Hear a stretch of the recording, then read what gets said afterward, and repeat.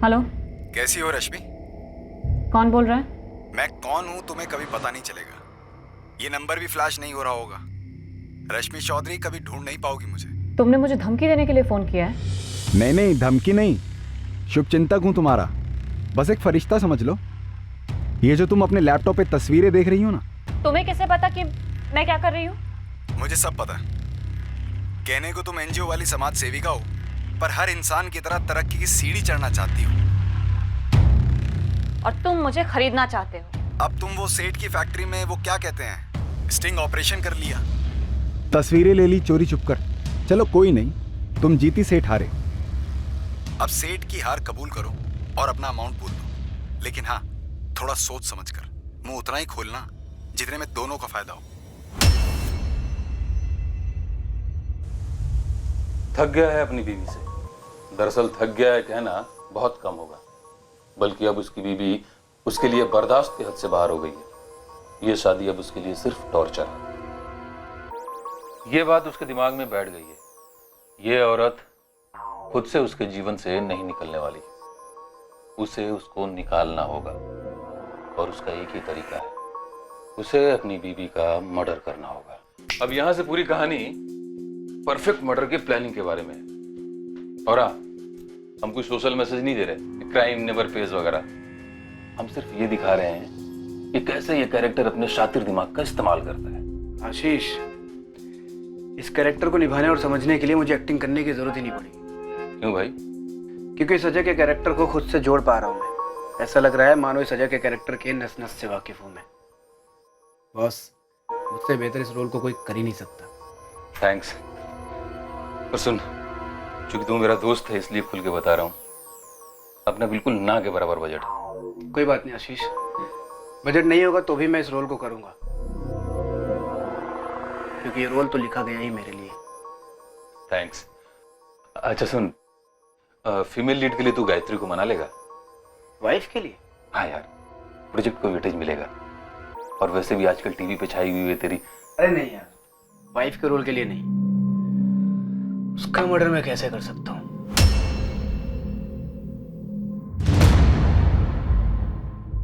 एक परफेक्ट जुर्म की पटकथा लिखी गई थी।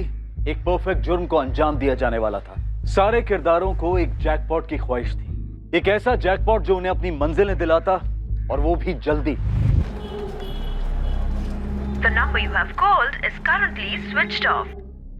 आपके द्वारा डायल किया हुआ नंबर अभी बंद है। रश्मि दीदी, कहाँ हो तुम? कौन से सीक्रेट ऑपरेशन में लगी हुई हो? फोन करो ना, बात करनी है। तुम मुंबई आ रही हो क्या?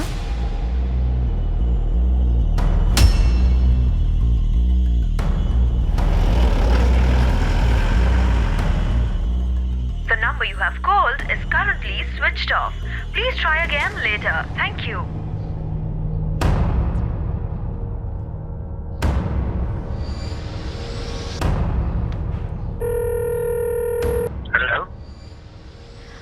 हेलो जीजू, मैं खुशबू बोल रही हूँ। सबसे पहली बात खुशबू, तुम मुझे जीजू बुलाना बंद करो। अब मैं तुम्हारा जीजू नहीं हूँ। हाँ ओके, सॉरी। निखिल, आपको पता है दीदी कहाँ है? मुझे क्यों आइडिया होगा कि तुम्हारी रश्मि दीदी कहाँ है और वो कहाँ गई है, जान के भी मैं करूँगा क्या? तुम शायद भूल रही हो कि 3 साल हो गया तुम्हारी रश्मि दीदी को और मुझे अलग होके। तो उसके ठिकानों के बारे में मुझे कैसे पता होगा? वो क्या है ना जी निखिल, 4 दिन से दीदी का फोन नहीं लग रहा है। तो मैं क्या करूं? प्रताड़ित एक्स हस्बैंड हूं उसका सिक्योरिटी गार्ड नहीं हूं मैं, समझी?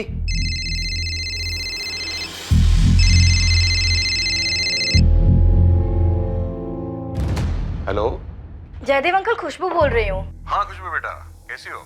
मैं ठीक हूँ। रश्मि दी कहाँ है? रश्मि? मुझे नहीं पता बेटा रश्मि कहाँ है। अंकल, वो आपकी किराएदार है।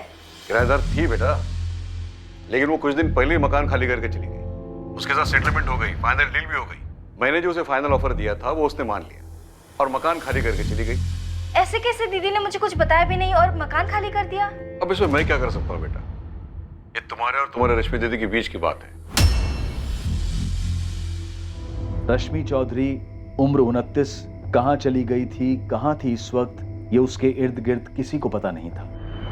अपनी बहन का पता लगाने रश्मि की छोटी बहन खुशबू चौधरी मुंबई से लखनऊ पहुंची। 20 जुलाई का मेल है तुम्हारी दीदी का। मुझसे मकान मालिक जयदेव भल्ला के खिलाफ केस वापस लेने के लिए कहा। हाय आशुतोष, मेरी जयदेव भल्ला के साथ फाइनली सेटलमेंट हो गई है, तो तुम प्लीज तुरंत केस वापस लेने की अर्जी डाल दो। मैं तुम्हारी फीस आज ही तुम्हारे अकाउंट में ट्रांसफर कर रही हूँ। अगले हफ्ते की डेट मिली अर्जी डालने के लिए। आशुतोष जी, पर रश्मि दीदी कहाँ पर है? मुझे भी नहीं पता खुशबू, कब से उसका फोन ही बंद आ रहा है। मैंने तो उसके एनजीओ के बॉस विक्रम से भी बात की, उन्हें भी कोई आइडिया नहीं। उन्हें रश्मि ने एक मेल किया बस कि कुछ काम से कहीं जा रही है, कुछ समय के लिए कांटेक्ट में नहीं रहेगी। और दीदी ने मुझे एक मैसेज तक नहीं किया। मुझे तो समझ नहीं आ रहा यहाँ हो क्या रहा है। दरअसल जयदेव जी के साथ जो सेटलमेंट हुई ना उसकी, वो रश्मि के बॉस विक्रम के थ्रू ही हुई थी।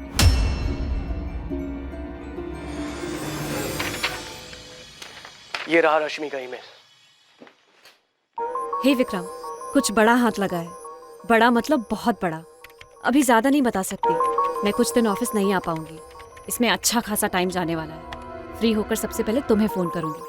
20 जुलाई को ये ईमेल मेरे पास आया। इसे मिलते मैंने रश्मि को फोन किया था, लेकिन उसका फोन बंद हो चुका था। तुम तो जानती हो अपनी बहन को, कैसे किसी काम के सिलसिले में जब भी कहीं जाती है हफ्तों गायब रहती है। लेकिन खुशबू, एक बात तो तय है कि 20 जुलाई को उसने जयदेव भल्ला का मकान खाली कर दिया था।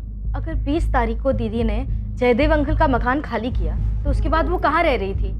और 23 को मैंने उन्हें फोन किया, उनका फोन बंद आ रहा था। घर खाली करने के बाद वो डायरेक्टली ऑपरेशन पे तो नहीं गई होंगी। उनका सारा सामान कहाँ है? अब खुशबू, ये तो मैं भी नहीं बता सकता क्योंकि फोन बंद था उसका। दीदी का जयदेव अंकल के साथ अचानक सेटलमेंट कैसे हो गया? कुछ अजीब सा लग रहा है। निखिल को नहीं पता दीदी कहाँ है, आपको नहीं पता दीदी कहाँ है, ऐसे कैसे हो सकता है? तुम तो उसकी बहन हो।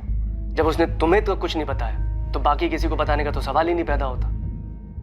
रश्मि चौधरी का कुछ पता नहीं चल रहा था और उसकी छोटी बहन खुशबू चौधरी ये मानने को तैयार ही नहीं थी कि उसकी रश्मि दीदी बिना उसे बताए ऐसे कहीं जा सकती है। खुशबू को शक हुआ कि या तो उसकी बहन का अपहरण हुआ है या फिर उसे जबरन कहीं रोका गया है। रश्मि के इर्द गिर्द कुछ बातें थीं जिनकी वजह से उसके लापता होने पर खुशबू को कुछ खटकने लगा था।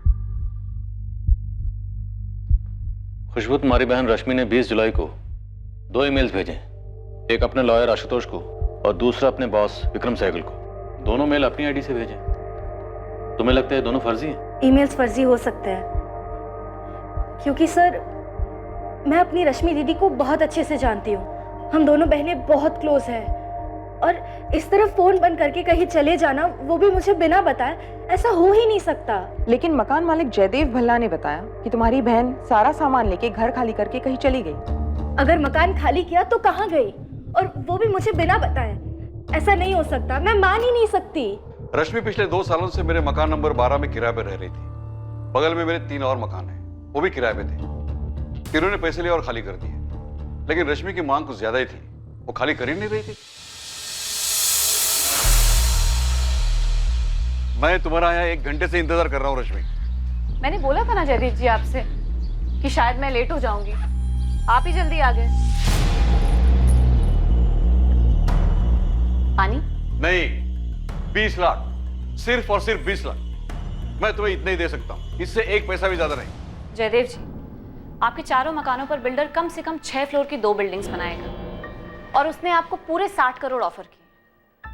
गलत बोल रही हूँ? गलत कर रही हो तुम रश्मि, जो खाली नहीं कर रही हो। बाकी तीनों कैसे मान गए 20 में? और मुझे जितने भी पैसे मिले उसे तुम्हें क्या? जमीन मेरी है, तुम सिर्फ किराएदार हो। ये जो आप मेरी जमीनें बोल रहे हैं ना, सीना चौड़ा करके जयदेव जी, मैं उसकी बाल की खाल करके निकाल सकती हूँ कि ये जमीनें हासिल करने में आपने कितनी मुट्ठियां गर्म की। सोशल वर्कर समझ के मैंने तुम्हें मकान किराए पे दिया था, पक्का काउंटर तक नहीं बनाया, और अब तुम मुझे धोखा दे रही हो। कैसा धोखा? सोशल वर्कर है तो क्या हवा में सोएंगे? 1 करोड़ तो मांग रही हो। हाँ कहिए, अभी साइन करते। फिर वही 1 करोड़? तुम गलत कर रही हो रश्मि। जयदेव जी, आपके बाकी सारे मकानों का डील सस्ते में हो गया, आपको ज्यादा पैसे नहीं देने पड़े। मैं तो बस थोड़ा सा ज्यादा मांग रही हूँ, आपके 60 करोड़ में से 1 करोड़। 59 तो फिर भी आपके पास है ना। फिर भी आप ये कह रहे हैं कि मैं आपके साथ धोखा कर रही हूँ। पूरे 1 साल तक रश्मि ने कोर्ट के चक्कर कटवाए मुझे। मैंने कई बार उसके वकील आशुतोष और उसके एनजीओ के बॉस विक्रम से कहा कि सेटलमेंट करवा दे। आखिरकार विक्रम जी ने कुछ 45 लाख में सेटलमेंट करवा दी। तब जाकर उसने सिविल केस वापस लिया, पैसे लिए और मकान खाली कर दिया। 45 लाख? आपने दीदी को 45 लाख दिए और दीदी ने मुझे ये बताया तक नहीं और यूं ही कहीं चली गई। ऐसा कैसे हो सकता है? तुम और तुम्हारी दीदी एक दूसरे को क्या बताती है क्या नहीं बताती है, लेकिन मैं सच कह रहा हूं सर, मेरा सारा पेपर वर्क तैयार है। चाबी हैंड ओवर की रश्मि? इतनी तमीज कहाँ रश्मि में सर। मैं 20 तारीख को पूछने गया था उसे कि चाबी कब दे रही है।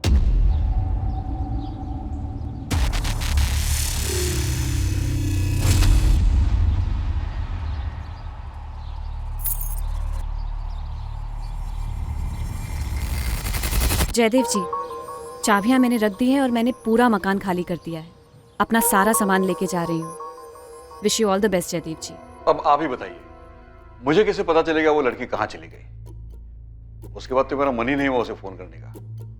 सोचा चलो अच्छा हुआ भला टल गई। सर, दीदी ने इनको चिट्ठी भेजी, आशुतोष जी और विक्रम जी को ईमेल्स भेजे, लेकिन मुझे एक सिंपल सा टेक्स्ट मैसेज तक नहीं किया। ये कैसे हो सकता है? जब मिलेगी तो पूछ लेना अपनी दीदी से, मुझे पूछने से क्या फायदा। लेकिन मेरी बहन कहाँ है? जयदेव जी, घर की चाबी दीजिए, हमें तलाशी लेनी।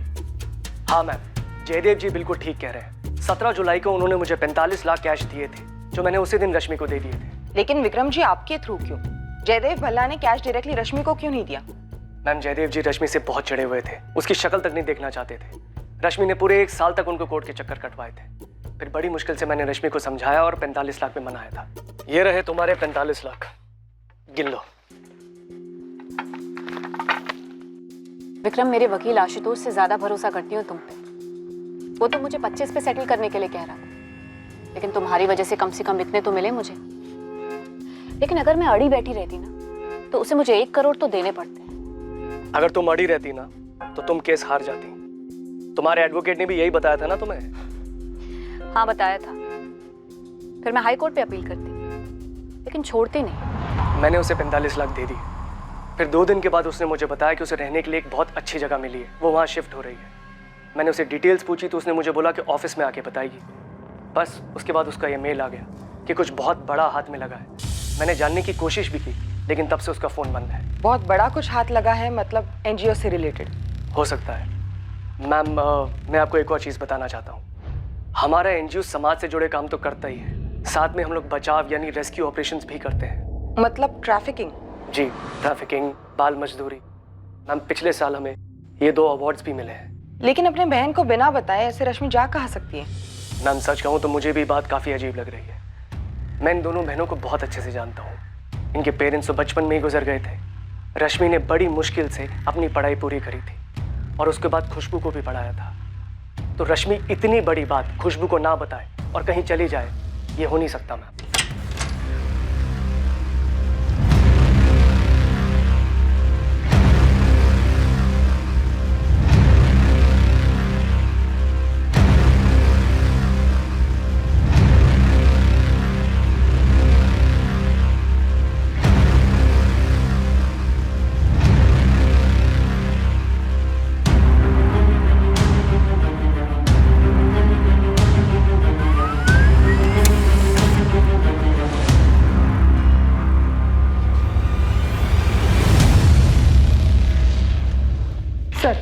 रश्मि के फोन की लास्ट लोकेशन उसी के एरिया गिरिधर नगर की थी, जहाँ 20 जुलाई 2017 को उसका फोन स्विच ऑफ हुआ था।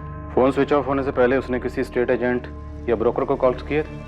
सर, मैंने पिछले महीने के सारे कॉल स्कैन किए, लेकिन उसमें किसी ब्रोकर या एजेंट को कॉल नहीं किए गए। दरअसल सारे कॉल्स या तो वकील आशुतोष, विक्रम या खुद के बहन को किए गए थे। लेकिन सर, इसमें एक नंबर है 444891 जिस पर 2 जुलाई को बात हुई थी। ये नंबर निखिल आचार्य का है। उसका मर्डर मैं कैसे कर सकता हूँ? रश्मि का हस्बैंड जो मुंबई में रहता है। रश्मि का हस्बैंड? लेकिन खुशबू ने तो हस्बैंड के बारे में कुछ बताया ही नहीं। सर, 3 साल पहले अलग हुए थे और रश्मि ने इसे भी कोर्ट तक घसीटा था। घरेलू हिंसा का केस किया था इसके खिलाफ। दैट्स राइट मैम, रश्मि का केस मैं ही हैंडल कर रहा हूँ। मैंने उसे समझाने की कितनी कोशिश की कि केस विड्रॉ करो, आगे बढ़ो, जितना मिल रहा है उसमें मान जाओ, लेकिन नहीं। अब केस लंबा खिंचा और पता चला कि बिल्डर ही पीछे हट गया, तो 20 भी नहीं मिलेगा। मैं तो 25 दिलवाने की कोशिश कर रहा था, लेकिन रश्मि का बॉस विक्रम, उसने अच्छी डील करा दी और केस वापस हो गया। और ये डोमेस्टिक वायलेंस वाला केस उसके हस्बैंड के खिलाफ 3 साल से चल रहा है। अब शांति और समझदारी से अलग नहीं हुए रश्मि और निखिल। मैंने कहा भूल जाओ, लेकिन लोग भुला ही नहीं पाते। रश्मि भूलने को तैयार ही नहीं है। वो कहती है कि अगर मैंने केस वापस ले लिया तो उन तमाम औरतों का क्या होगा जो केस लड़ ही नहीं पाती हैं। इसीलिए वो अपने पति निखिल के खिलाफ डोमेस्टिक वायलेंस का केस वापस नहीं ले रही है। एक केस खत्म हुआ और साथ में मिला कैश, और दूसरा केस अभी भी लड़ रही है अपने सेपरेटेड हस्बैंड के खिलाफ। सर कितनी अजीब बात है, ये रश्मि अचानक से गायब हो जाती है किसी को बिना बताए, वो भी 45 लाख मिलने के बाद। सुप्रिया, हो सकता है खुद से गायब ना हुई, किसी ने शातिर प्लानिंग के तहत गायब कराया। ऐसा लगता है उसकी पत्नी गायब नहीं हुई है, वो खुद अपनी मर्जी से कहीं चली गई है। उसने लोगों को तैयार कर लिया है तो वो ये कहेंगे कि कुछ गड़बड़ नहीं है। आखिर पुलिस भी तो कुछ साबित नहीं कर पाती, पर पुलिस लगी रहती है, कहती है बहुत ही बारीक प्लानिंग हुई है, एक परफेक्ट क्राइम की कोशिश हुई।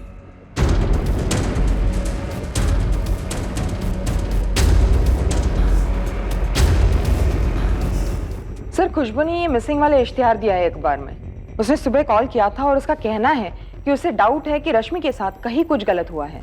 लेकिन इस डाउट को टटोलने के लिए हमारे पास कोई सुराग भी नहीं। कुछ तो हुआ है। एक सोशल वर्कर का इस तरह अचानक गायब हो जाना या अंडरग्राउंड होना, क्या वजह हो सकती है?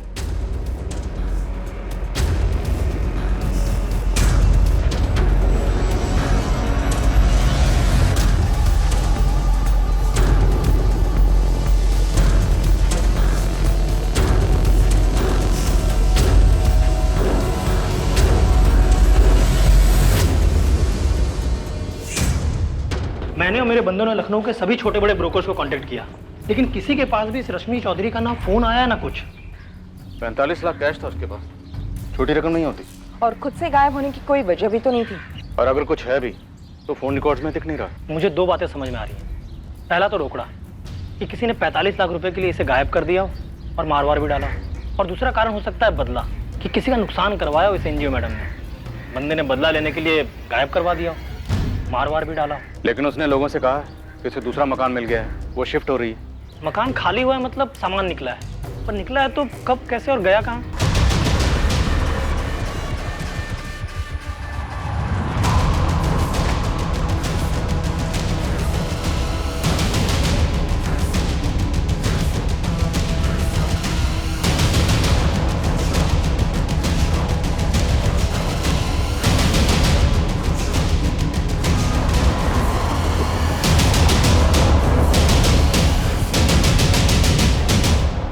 रश्मि का पति निखिल आचार्य जो मुंबई में रहता है। घरेलू हिंसा का केस ठोक रखा है उसको, क्या उसने कुछ किया? हाँ साहब, वैसे भी कोर्ट केस से छुटकारा पाने के लिए बंदे क्या क्या नहीं करते। मैं काम करता हूँ, मैं अपने अलग अलग बंदों को अलग अलग जगह भेज देता हूँ और आपके कहे हुए हर एंगल पे उन्हें लगा देता हूँ। हाँ, लेकिन पहले ये मकान मालिक गया दे भल्ला और एनजीओ को टटोलते। हाँ, मैं जानता हूँ उस औरत रश्मि चौधरी को, तो मुझे ये भी पता है कि वो कहीं गायब हो गई है। उस औरत? रश्मि चौधरी पत्नी है आपकी? थी, हम अलग हो चुके हैं। डिवोर्स नहीं हुआ है अब तक आपका। ऊपर से उसने केस किया है आपके खिलाफ, और हमें ऐसा लगता है उसके साथ कहीं कुछ हुआ है। कुछ हुआ मतलब? मर्डर? मैंने कहा कुछ हुआ है, मर्डर तो आप कह रहे हैं। ऐसा क्यों कह रहे हैं मिस्टर निखिल आचार्य? मैं इसलिए कह रहा हूँ क्योंकि आपने बात ही इसी तरह से की। एक काम करिए, जल्द से जल्द लखनऊ आ जाइए। बात आपको करनी है, या तो फोन कीजिए या तो मुंबई आइए। आप खुद चुपचाप चले आएंगे या मुंबई पुलिस से उठवाए आपको?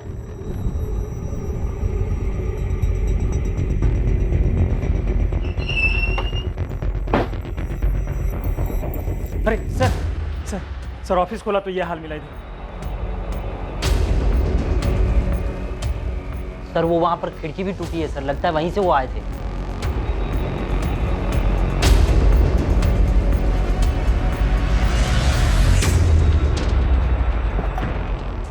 सीसीटीवी वायर काट दी गई है सर।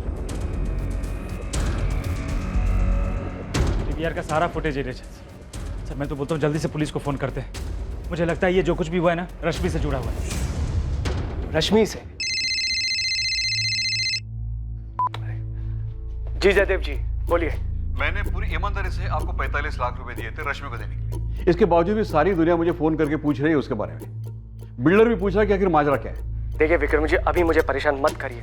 मैंने आपके और रश्मि के बीच में सिर्फ बातचीत करवाई थी, आगे खुद हैंडल करिए आप। हाँ, लेकिन आप मेरी बात तो सुनिए विक्रम। सर आप मेरी बात सुनिए, मैं अभी अपने ऑफिस में आया, मेरे ऑफिस में चोरी हुई है, प्लीज मेरी बात समझिए, मुझे अभी परेशान मत कीजिए। खुशबू, तहकीकात चल रही है, हम खाली हाथ नहीं बैठे। हमें भी लगता है कुछ सीरियस हुआ है। सीरियस मतलब सर? खुशबू, अभी पक्का नहीं है। हम हर मुमकिन कोशिश कर रहे हैं। हर पहलू में तहकीकात जारी है।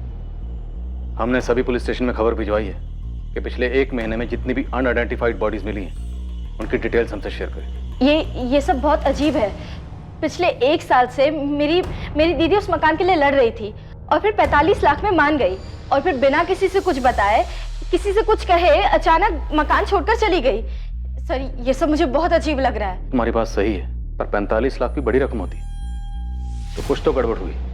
अब या तो ये केस पैसों की हेराफेरी का है, या फिर हो सकता है तुम्हारी दीदी से किसी की कोई दुश्मनी रही हो एनजीओ के कामों को लेकर। हम सबसे पूछताछ कर रहे हैं, पर पूछताछ एक पॉइंट तक ही हो सकती है। कोई सुराग हो, कोई सबूत हो, तो ही बात आगे बढ़ सकती है। वैसे हमने निखिल आचार्य को बुलाया Lucknow. Nikhil? Oh my God. क्या हो खुशबू, कुछ जानती हो? सर, मैंने निखिल को कॉल किया था मेरी दीदी के बारे में पूछने के लिए कि शायद उन्हें कुछ पता हो, लेकिन बहुत ही रूडली बात की उन्होंने मुझसे। मेरे किसी भी सवाल का सीधा जवाब नहीं दिया उन्होंने। खुशबू, तुम्हारी दीदी का ये सेपरेटेड हस्बैंड निखिल आचार्य आदमी कैसा? तुम्हें लगता है वो कुछ कर सकता है?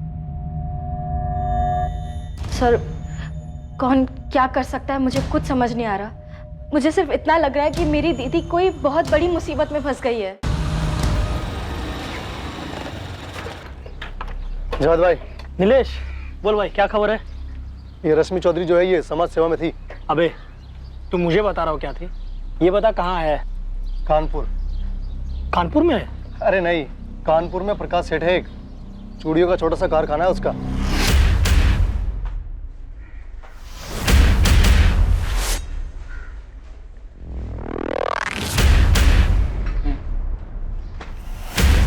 छह महीने पहले तक उसके कारखाने में बच्चे काम करते थे, काफी सारे थे। 6 महीने पहले छापा पड़ा वहाँ? उससे पहले प्रकाश ने खुद सारे बच्चों को वहां से हटा दिया। ये रश्मि जिस एनजीओ के लिए काम करती है, वो लोग बाल मजदूरी के खिलाफ कुछ तो करते हैं, और बच्चों के तस्करी के खिलाफ भी। वही तो इस रश्मि का कुछ कनेक्शन था, जिसकी वजह से प्रकाश सेठ ने बच्चों को निकाल दिया। रश्मि ने कुछ किया? क्या किया वो मालूम नहीं, लेकिन पक्का वो शामिल थी, क्योंकि कई लोगों का नुकसान किया है इस रश्मि मैडम ने। तो इस प्रकाश सेठ का भी काफी नुकसान हुआ होगा, और उसी ने इस रश्मि के साथ कुछ कर दिया होगा। ये प्रकाश को देखना बनता है जावेद भाई। तो अब सीधे लग जाए ये पता लगाने में किस प्रकाश सेठ ने किसे सुपारी दी और लाश को कहाँ ठिकाने लगाया। क्या खबरी जावेद का शक सही था? क्या रश्मि का कत्ल हो गया था और उसकी लाश ठिकाने लगा दी गई थी? क्या उसके कत्ल का कारण था उसका काम, जिसमें गैर कानूनी बाल मजदूरी से बच्चों को बचाया जाता था? या फिर मर्डर का कारण कुछ और ही था, कोई पर्सनल एंगल? इस जुर्म की कहानी लिखने वाले ने बहुत मेहनत की थी, कोई गुंजाइश नहीं रहने दी थी कि जिससे रश्मि के गायब होने का रहस्य खुल जाए।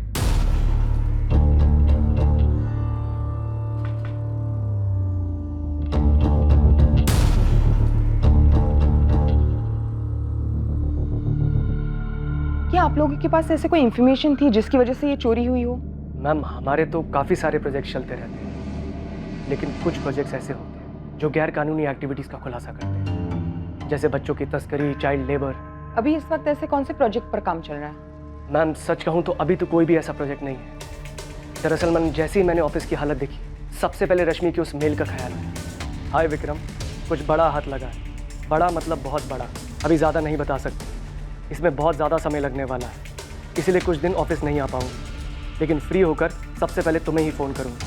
थैंक्स रश्मि। तो आपको ऐसे लगता है कि ये चोरी रश्मि के किसी ऑपरेशन से जुड़ी हो सकती है? जी। लेकिन आपने अभी कहा कि आपको ऐसे ऑपरेशन के बारे में कोई भी इंफॉर्मेशन नहीं है। हाँ, नहीं पता मैडम। दरअसल रश्मि के काम करने का स्टाइल ही कुछ ऐसा है, हमें ऑपरेशन के ख़त्म होने के बाद ही पता चलता है। मैम, रश्मि इस समय मिसिंग है और वो बहुत रिस्क लेती है। हो सकता है चोरी करने वाले को लगा हो कि उससे रिलेटेड कोई इन्फॉर्मेशन या सबूत रश्मि ने यहाँ छोड़े हो। ये चोरी करवाने वाला प्रकाश सेठ हो सकता है, कानपुर का प्रकाश सेठ। प्रकाश सेठ? हाँ मैम, 6-7 महीने पुराना केस है, चूड़ियों की फैक्ट्री है उसकी। रश्मि ने मुझे फोटोज भी दिखाई। और हर यूनिट में भर भर के बच्चे हैं। पूरे इंडिया से पक्का बहुत सारे बच्चे अगवा किए गए होंगे। Good job. एक काम करते हैं, पुलिस को बताते हैं और रेड करवाते हैं। नहीं विक्रम, अभी नहीं। मैं और भी यूनिट्स की जानकारी और ऐसे सबूत इकट्ठा कर रही हूँ, फिर एक साथ सब पे छापा डलवाते हैं। अभी कुछ किया तो बाकी यूनिट्स में बच्चों को कहीं छुपा देंगे। और रश्मि तुम गरम प्रूफ लेकर आई हो अभी। अगर बाद में लेट हो गया, बात लीक हो गई तो? मैं और भी चीजें पता लगा रही हूँ। मुझे सबके सबको अंदर करवाना है। अरे जानवरों जैसा काम करवाते हैं बच्चों से। देखो तुम फिक्र मत करो, देर नहीं होगी और कुछ लीक भी नहीं होगा। पर यह बात लीक हो गई कि रश्मि ने उन पे स्टिंग किया है और रेड पड़ने से पहले रातों रात वहां से सारे बच्चों को हटा दिया गया। इससे तो काफी नुकसान हुआ होगा प्रकाश सेठ का, और इसीलिए शायद उसने रश्मि को मरवा डाला हो। मरवा डाला? मैंने कितनी बार रश्मि से कहा था कि तुम जो भी करती हो पुलिस वालों को और मुझे बताया करो, कहाँ जा रही हो, क्या कर रही हो। पहले कभी रश्मि इतने लंबे अरसे के लिए गायब हुई है? नहीं मैम, कभी भी नहीं। और आज 14 दिन हो गए। और इस ऑफिस में रात में हुई चोरी के बाद मेरा डर और बढ़ गया है मैम। निखिल आचार्य को मिले हो कभी? रश्मि का सेपरेटेड हस्बैंड। विक्रम सर, हमने तो उसके बारे में सोचा ही नहीं। क्या नहीं सोचा? हस्बैंड वाइफ में बहुत टेंशन थी। सॉरी, मैं आपको बताना ही भूल गया। वो क्या बताना था तुम्हें? रश्मि उसे डिवोर्स नहीं दे रही है। 3 साल पहले अलग हुए थे ना वो? जी, लेकिन रश्मि ये चाहती है कि निखिल मान ले कि उसने रश्मि को टॉर्चर किया है, तभी वो उसको डिवोर्स देगी। टॉर्चर? टॉर्चर? थक गया है अपनी बीवी से। दरअसल थक गया है कहना बहुत कम होगा, बल्कि उसकी बीवी अब उसके लिए बर्दाश्त के हद से बाहर हो गई है। ये शादी अब उसके लिए सिर्फ टॉर्चर है। मैं उसके लिए टॉर्चर हूँ? घरेलू हिंसा का केस किया तुम पर? 3 साल से चल रहा है, फैसला नहीं आया अभी। और 3 साल में टॉर्चर तो मेरा होता आया है, और उसके पहले का तो खैर। Phone records.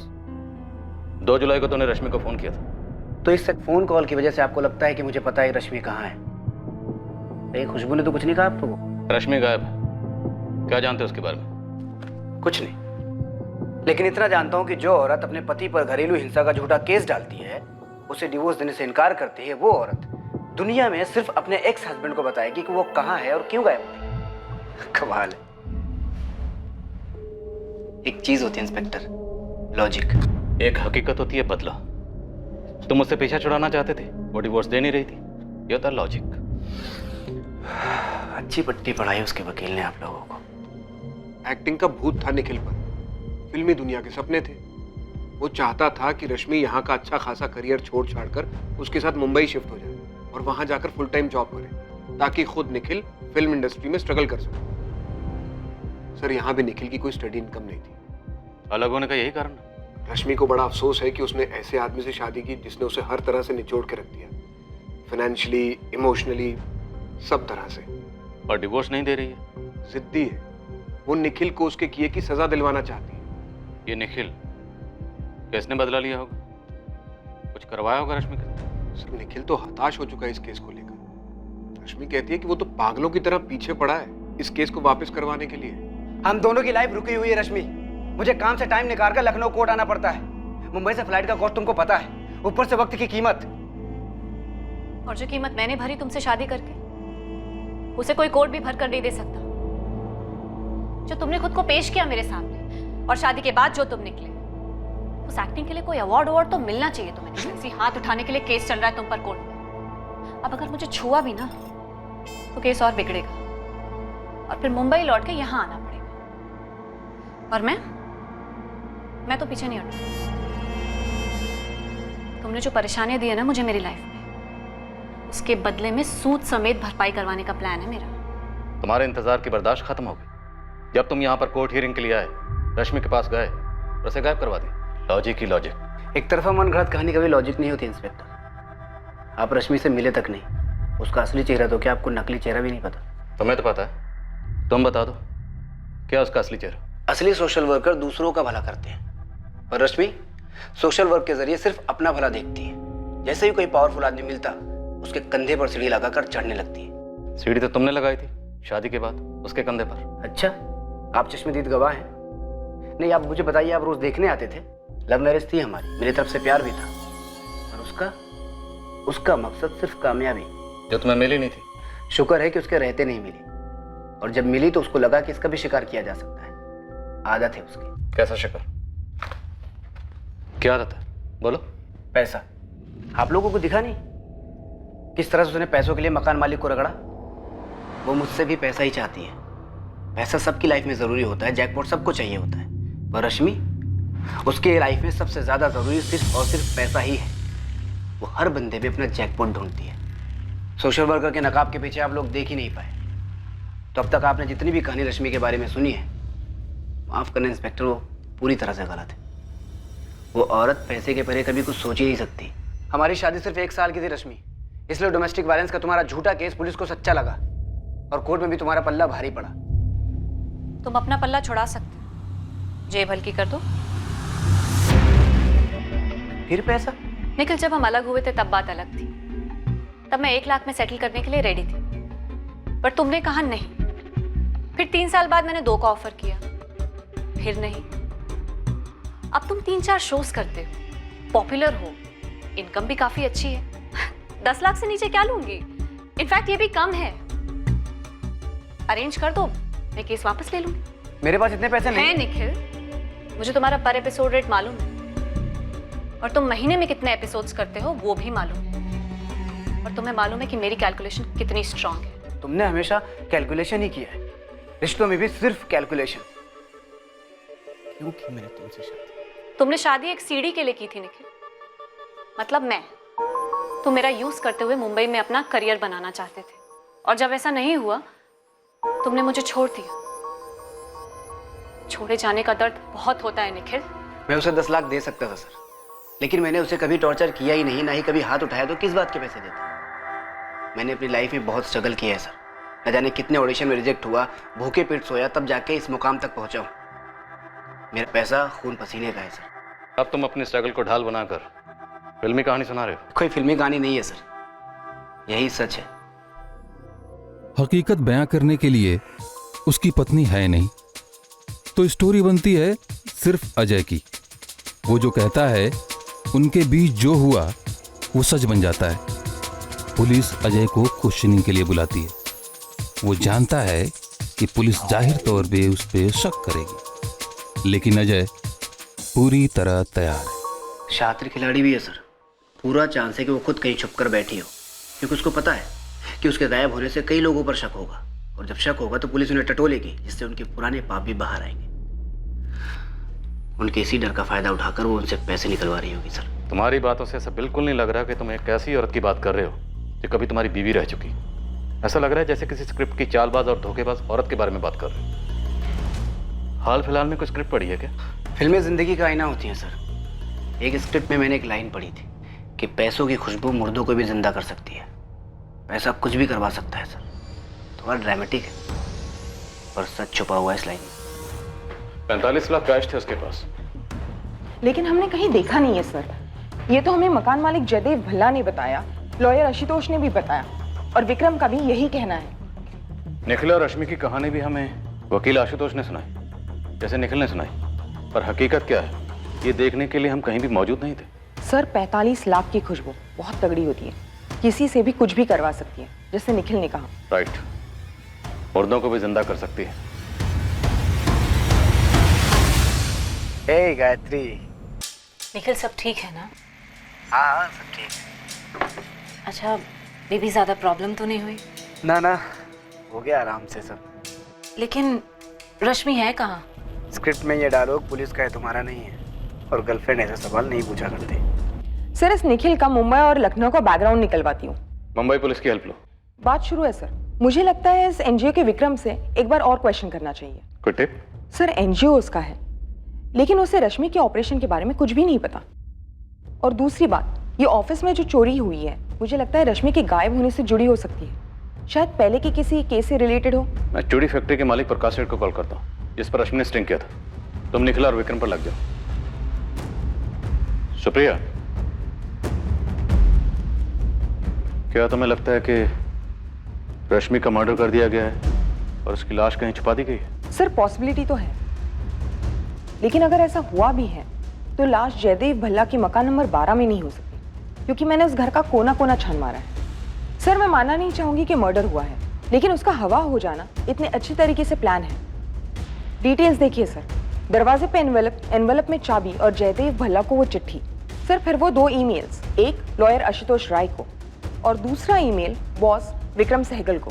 पूरा घर खाली करके गायब हुई, लेकिन घर का वाईफाई डिस्कनेक्ट नहीं किया। किसी ने रश्मि को घर में मार दिया, फिर उसी के वाईफाई से, उसी के ईमेल से वो दोनों मेल्स भेजे। गायब हुई है, गायब करवाया है या मर्डर हुआ, लेकिन जो भी हुआ उसके पीछे मुझे एक ही मोटिव लगता है, पैसा। पर क्या वाकई पैसा इस केस का मोटिव था? वो 45 लाख रुपए जो रश्मि को बतौर भरपाई मिले किराए का मकान छोड़ने के लिए, या इस केस का कोई ऐसा पहलू था जिसका साया भी अब तक केस पर पड़ा नहीं? बहुत जल्द एक और राज सामने आया, पर क्या ये सब कुछ चौंकाने वाला था?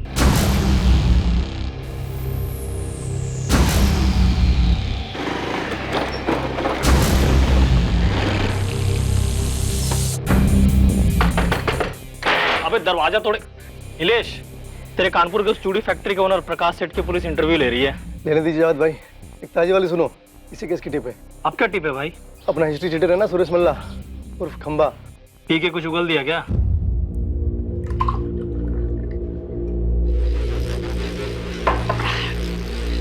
देख, मेरे को बताने में कोई शर्म नहीं, कोई झिझक नहीं, पर मैं तुझे बताऊंगा भी ना, तू कुछ कर नहीं सकता। अबे साले बताना, मेरे को पैसे मिलेंगे टिप के। Pen drive. क्या पेन ड्राइव? कंप्यूटर में जो अबे इत्तू सा लगाते हैं वो। तो तू वो इत्तू सा एक चीज चुराने के लिए वहां गया तू? अबे एक नहीं, सारे उड़ा दिए।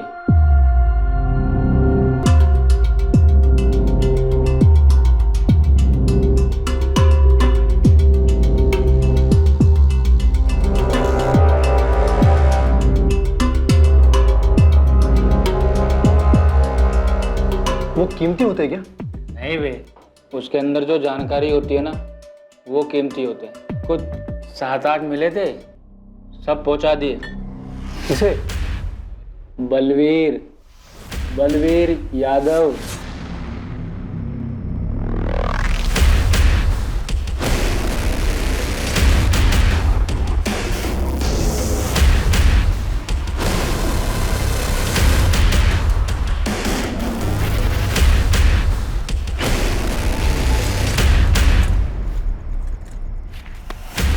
जो भी थे सब उठा लाए बलवीर भाई। चल निकल यहाँ से। ये बलवीर तो नगर सेवक लक्ष्मण व्यास का खास है ना?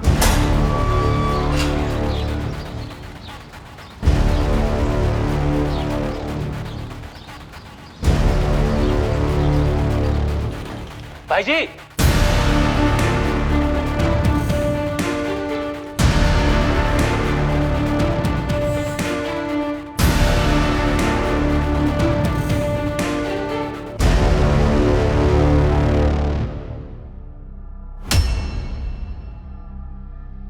छह महीने पहले की बात, अब जाने दीजिए ना सर। मेरी फैक्ट्री में अब एक भी बच्चा नहीं है। रश्मि के स्टिंग ऑपरेशन की खबर अगर लीक होकर तुम तक ना पहुंचती तो रेड होने से पहले तुम बच्चों को फैक्ट्री से बाहर ना निकाल पाते और इस वक्त तुम जेल के अंदर होते। सुपारी किसे दी, लाश कहां फेंको? रुके रुके सब, आप तो कुछ भी बोले चले रहे हैं।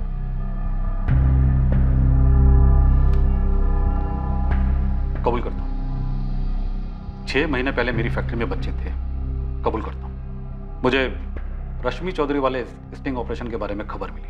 अब ये मत पूछिएगा कि खबर कैसे मिली। कैसे मिली? जब मुझे खबर मिली तो मेरे आदमियों ने रश्मि चौधरी को फोन लगाया, धमकाने के लिए नहीं, समझाने के लिए। अब सेठ की हार कबूल करो और अपना अमाउंट बोल दो, लेकिन हाँ थोड़ा सोच समझ कर। मुंह उतना ही खोलना जितने में दोनों का फायदा हो। 5 लाख। अरे रश्मि, छोटा बिजनेस है, 5 नहीं हो पाएगा, 3 पे डन करते हैं। ठीक है 4।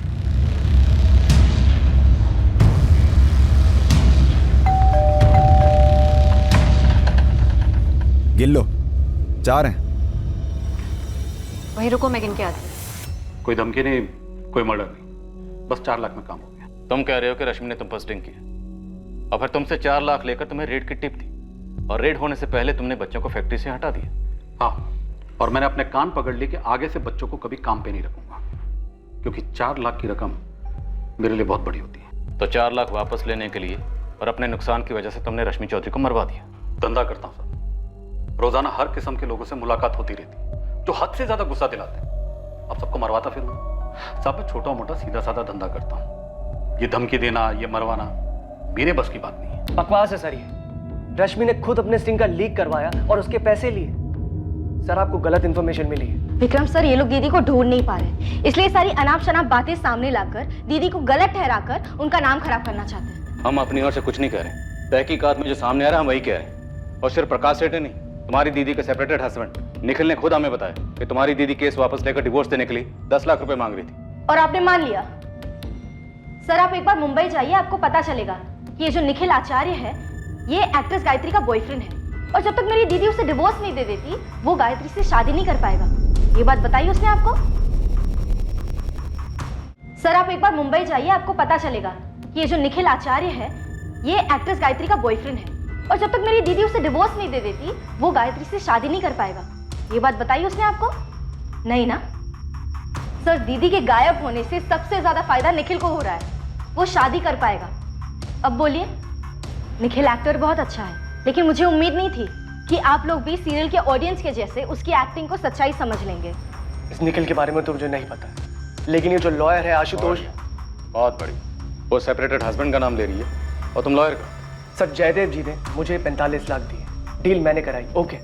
फिर मेरे पहुंचने से पहले आशुतोष रश्मि को 25 लाख के लिए क्यों मनवा रहा था? तुम अच्छी डील कर लेते होगे शायद, लेकिन इससे आशुतोष मुजरिम नहीं बन जाता। पर सर जिस तरह से रश्मि गायब हुई है, फिर मेरे पास और लॉयर के पास ईमेल्स आते हैं, जयदेव जी के पास लेटर आते हैं, तीनों ऐसे डॉक्यूमेंट्स हैं जो कोर्ट में सबूत माने जाएंगे कि रश्मि ने भेजे हैं। 3 लीगल डॉक्यूमेंट्स, कोर्ट में माने जाने वाले सबूत, सब यही प्रूफ करने के लिए कि रश्मि खुद कहीं गई है। और यही थ्योरी निखिल भी सामने रख रहा है। तो ये लॉयर और पति क्या ये मिले हुए नहीं हो सकते? Excuse me sir. सर एक मिनट। सर विक्रम के एंट्री ऑफिस में जो चोरी हुई थी वो पेनड्राइव्स के लिए हुई थी। कौन से केस के पेनड्राइव? प्रकाश सेठ के या कोई और? सर केस के बारे में तो पता नहीं, लेकिन जावेद खबरी ने बताया कि पेनड्राइव्स की चोरी एक्स नगर सेवक लक्ष्मण व्यास के किसी खास आदमी बलवीर ने करवाई। रश्मि ने एक्स नगर सेवक लक्ष्मण व्यास पर भी स्ट्रिंग किया था। इन पेनड्राइव्स में उसकी तस्वीरें और वीडियोस हो सकते हैं। तुम्हारी थ्योरी में दम तो है। निखिल और इस एडवोकेट आशुतोष की मिली भगत। शायद आशुतोष को रश्मि से पैसे चाहिए थे और इस निखिल को छुटकारा। सर दूसरी खबर मुंबई से। निखिल पटेल? सर मुंबई पुलिस के खबरी का कांटेक्ट है जीवन के सफर में, मतलब हाँ वो उसके शूटिंग के सेट पर। भाई इसमें मेरा नाम नहीं आएगा, मेरी नौकरी चली जाएगी यार। अरे नहीं आएगा यार, तू बोला। चक्कर है निखिल और उस हीरोइन गायत्री का। और ये रश्मि को गायब करने में कोई हाथ है क्या? इतना तो नहीं मालूम, लेकिन भाई वो अपने डायरेक्टर है ना आशीष भाई, वो एक वेब सीरीज बना रहे हैं, परफेक्ट मर्डर अ मिस्ट्री नाम। फुल फाड़ स्टोरी है। ये स्टोरी बाद में सुना, पहले काम की बात बोल। काम की बात बोल रहा हूँ भाई। वो वेब सीरीज के स्टोरी में हीरो अपनी पत्नी का मर्डर कर देता है। निखिल ने जब स्टोरी पहली बार सुनी थी ना, तो उसने बोला कि ये मैरिज लाइफ की स्टोरी है, इसको मुझसे बेहतर कोई नहीं कर सकता। इस केस के घोड़े कहाँ कहाँ दौड़ रहे हैं। रश्मि ने लक्ष्मण व्यास पर क्या स्ट्रिंग किया होगा, और ये निखिल किसी स्क्रिप्ट की कहानी असली जिंदगी में जी रहा है। सारे आइडियाज उसको वहीं से आ रहे हैं क्या? क्या यार निखिल, तूने बोला तो तू करेगा, स्टोरी तेरे लिए लिखी गई है। आई एम सॉरी आशीष, ये स्टोरी मेरी लाइफ के बहुत करीब लग रही है, मुझसे नहीं हो पाएगा यार। ठीक है, तुझसे जबरदस्ती एक्टिंग तो नहीं करवा सकता ना। चल निकलता हूँ, बाय।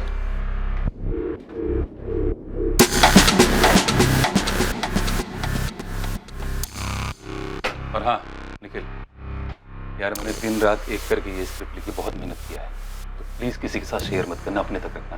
पागल है क्या आशीष, तेरी कहानी है, मुझे थोड़ी याद रहेगी, तो टेंशन मत ले। ठीक है, निकलता हूँ, चल बाय।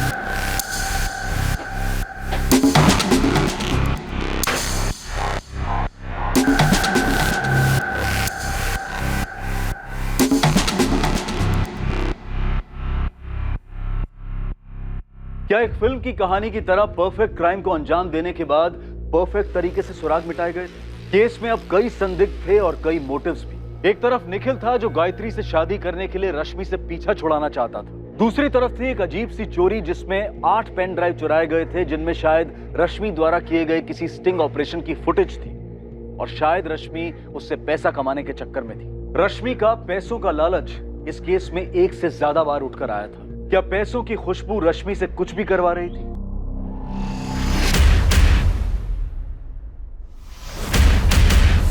रश्मि चौधरी की जिंदगी से जुड़े सभी लोग अब संदेह की रडार में हैं, जहां उसके अतीत, उसके वर्तमान सबको इन्वेस्टिगेट किया जा रहा है और हर व्यक्ति की तहकीकात में जुर्म करने का एक मुमकिन कारण सामने आने वाला था। इनमें से ऐसा कौन था जो रश्मि के गायब होने का कारण था? क्या यह मर्डर था, किडनैपिंग थी या फिर कुछ और? विक्रम सहगल, रश्मि मेरी क्लाइंट है, मैं उसके साथ कुछ गलत करवाने के बारे में सोच भी नहीं सकता।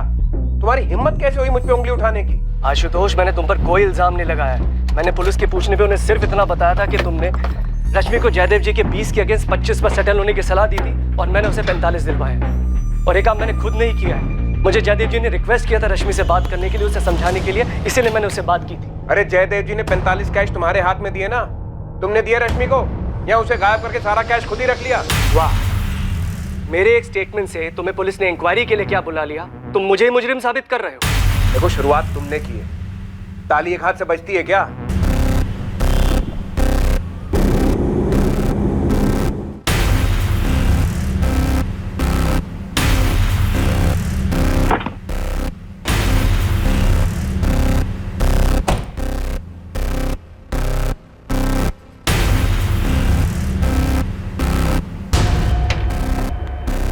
निखिल, मुझे तुमसे बात करनी है। सचिन, बाहर जाओ और सेट पे कह दो कि निखिल सर को आने में थोड़ा टाइम जाएगा। वो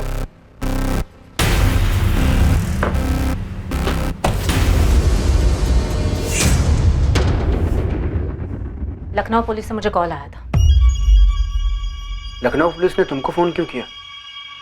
क्या पूछ क्या रहे थे? यही कि तुम्हारा और निखिल आचार्य का क्या रिश्ता है? क्या तुम दोनों शादी करने वाले हो? क्या निखिल रश्मि का जिक्र करता है? तुम्हें पता है कि रश्मि कहाँ गायब हुई है? उनका दिमाग खराब हो गया है क्या? रश्मि के गायब होने से तुम्हारा क्या कनेक्शन? तुम्हारा है। गायत्री, नहीं, मैं जानना चाहती हूँ क्या तुम्हारा हाथ है रश्मि को गायब करने में? तुम ये बोल भी कैसे सकती हो गायत्री? तुम मुझसे प्यार करती हो ना? निखिल, प्यार अपनी जगह पे है, पर इन सब में मेरा नाम आया। जानते हो इसका मतलब क्या है? मेरे पेरेंट्स मुझसे सवाल पूछेंगे, माय फैंस, मीडिया सब यही कहेगा कि हाईएस्ट टीआरपी शो बेजुबा की मेन हीरोइन गायत्री एक मर्डर एक्यूज निखिल आचार्य से शादी। एक मिनट, मर्डर एक्यूज? मिसिंग से मर्डर एक्यूज? दिमाग खराब हो गया उनका? तुम इतना रिएक्ट क्यों कर रही हो यार? रश्मि ने तुम पे डोमेस्टिक वायलेंस का केस किया है, जिसके चलते तुम्हें डाइवोर्स नहीं मिल रहा और उसकी वजह से हम दोनों की शादी नहीं हो पा रही। तो ये रीजन लग रहा है पुलिस को? सच बताओ कि रीजन क्या है? पुलिस मुझे हिंट दिए जा रही है कि रश्मि को रास्ते से हटाने के लिए तुमने उसका मर्डर कर दिया। उन्होंने लाइफ को कोई क्राइम शो या थ्रिलर फिल्म समझ रखा है क्या? Perfect murder, a mystery. ये स्क्रिप्ट आशीष ने तुम्हें ऑफर की? हाँ की। तो ये कि पुलिस मुझे कह रही थी कि रश्मि के केस की कहानी और वो स्क्रिप्ट बहुत मैच करती है जो तुम्हें ऑफर हुई है। ये क्या कर रहे हो तुम आशीष के साथ? हाँ,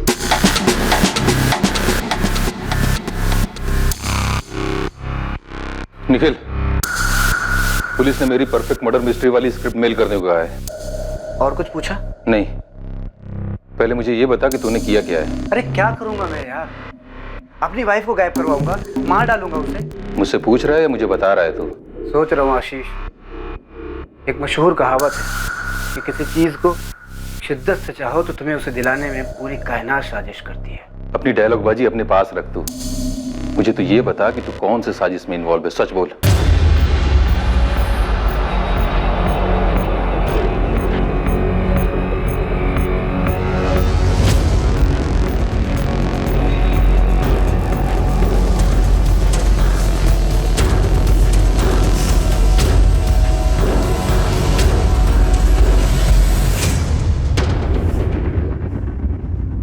राकेश, तुम्हारे पास कोई पक्का सबूत है जो साबित कर सके कि एक्स कॉर्पोरेटर लक्ष्मण व्यास का हाथ हो सकता है रश्मि चौधरी मिसिंग केस में? सर, कोई पक्का सबूत तो नहीं, पर रश्मि ने अपने बॉस विक्रम को एक ईमेल भेजा था जिसमें उसने लिखा था कि वो किसी बड़े ऑपरेशन पर है। और सर, लक्ष्मण व्यास काफी बड़ा है। हम दोनों को मुसीबत में डाल सके जितना बड़ा है। सर, हम उस पर कोई उंगली तो नहीं उठा रहे, हम सिर्फ इतना जानना चाह रहे हैं कि एनजीओ के उन पेन ड्राइव में ऐसा क्या जिन्हें हासिल करने के लिए उसने अपने आदमियों से उनकी चोरी करवाई। एनजीओ के सारे पेन ड्राइव्स सिर्फ रश्मि के तो नहीं थे। तुम एक काम करो, एनजीओ के मालिक विक्रम को गर्मी दो, कुछ निकल आएगा। कोई फायदा नहीं, माजरा रश्मि को लेकर ही। और सर, वो रश्मि की छोटी बहन खुशबू, मीडिया और सोशल मीडिया दोनों जगह यही कह रही है कि रश्मि का गायब होना एक साजिश है। सर, उंगली हम पर भी उठ रही है। ये रश्मि कोई दूध की धुली तो नहीं थी? बिल्कुल सर, लेकिन गायब अब पूरे चांसेस हैं कि मारी गई।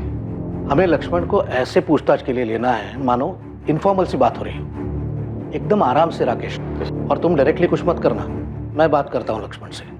तुम बाकी संदिग्धों पर जोर लगाओ। Yes sir.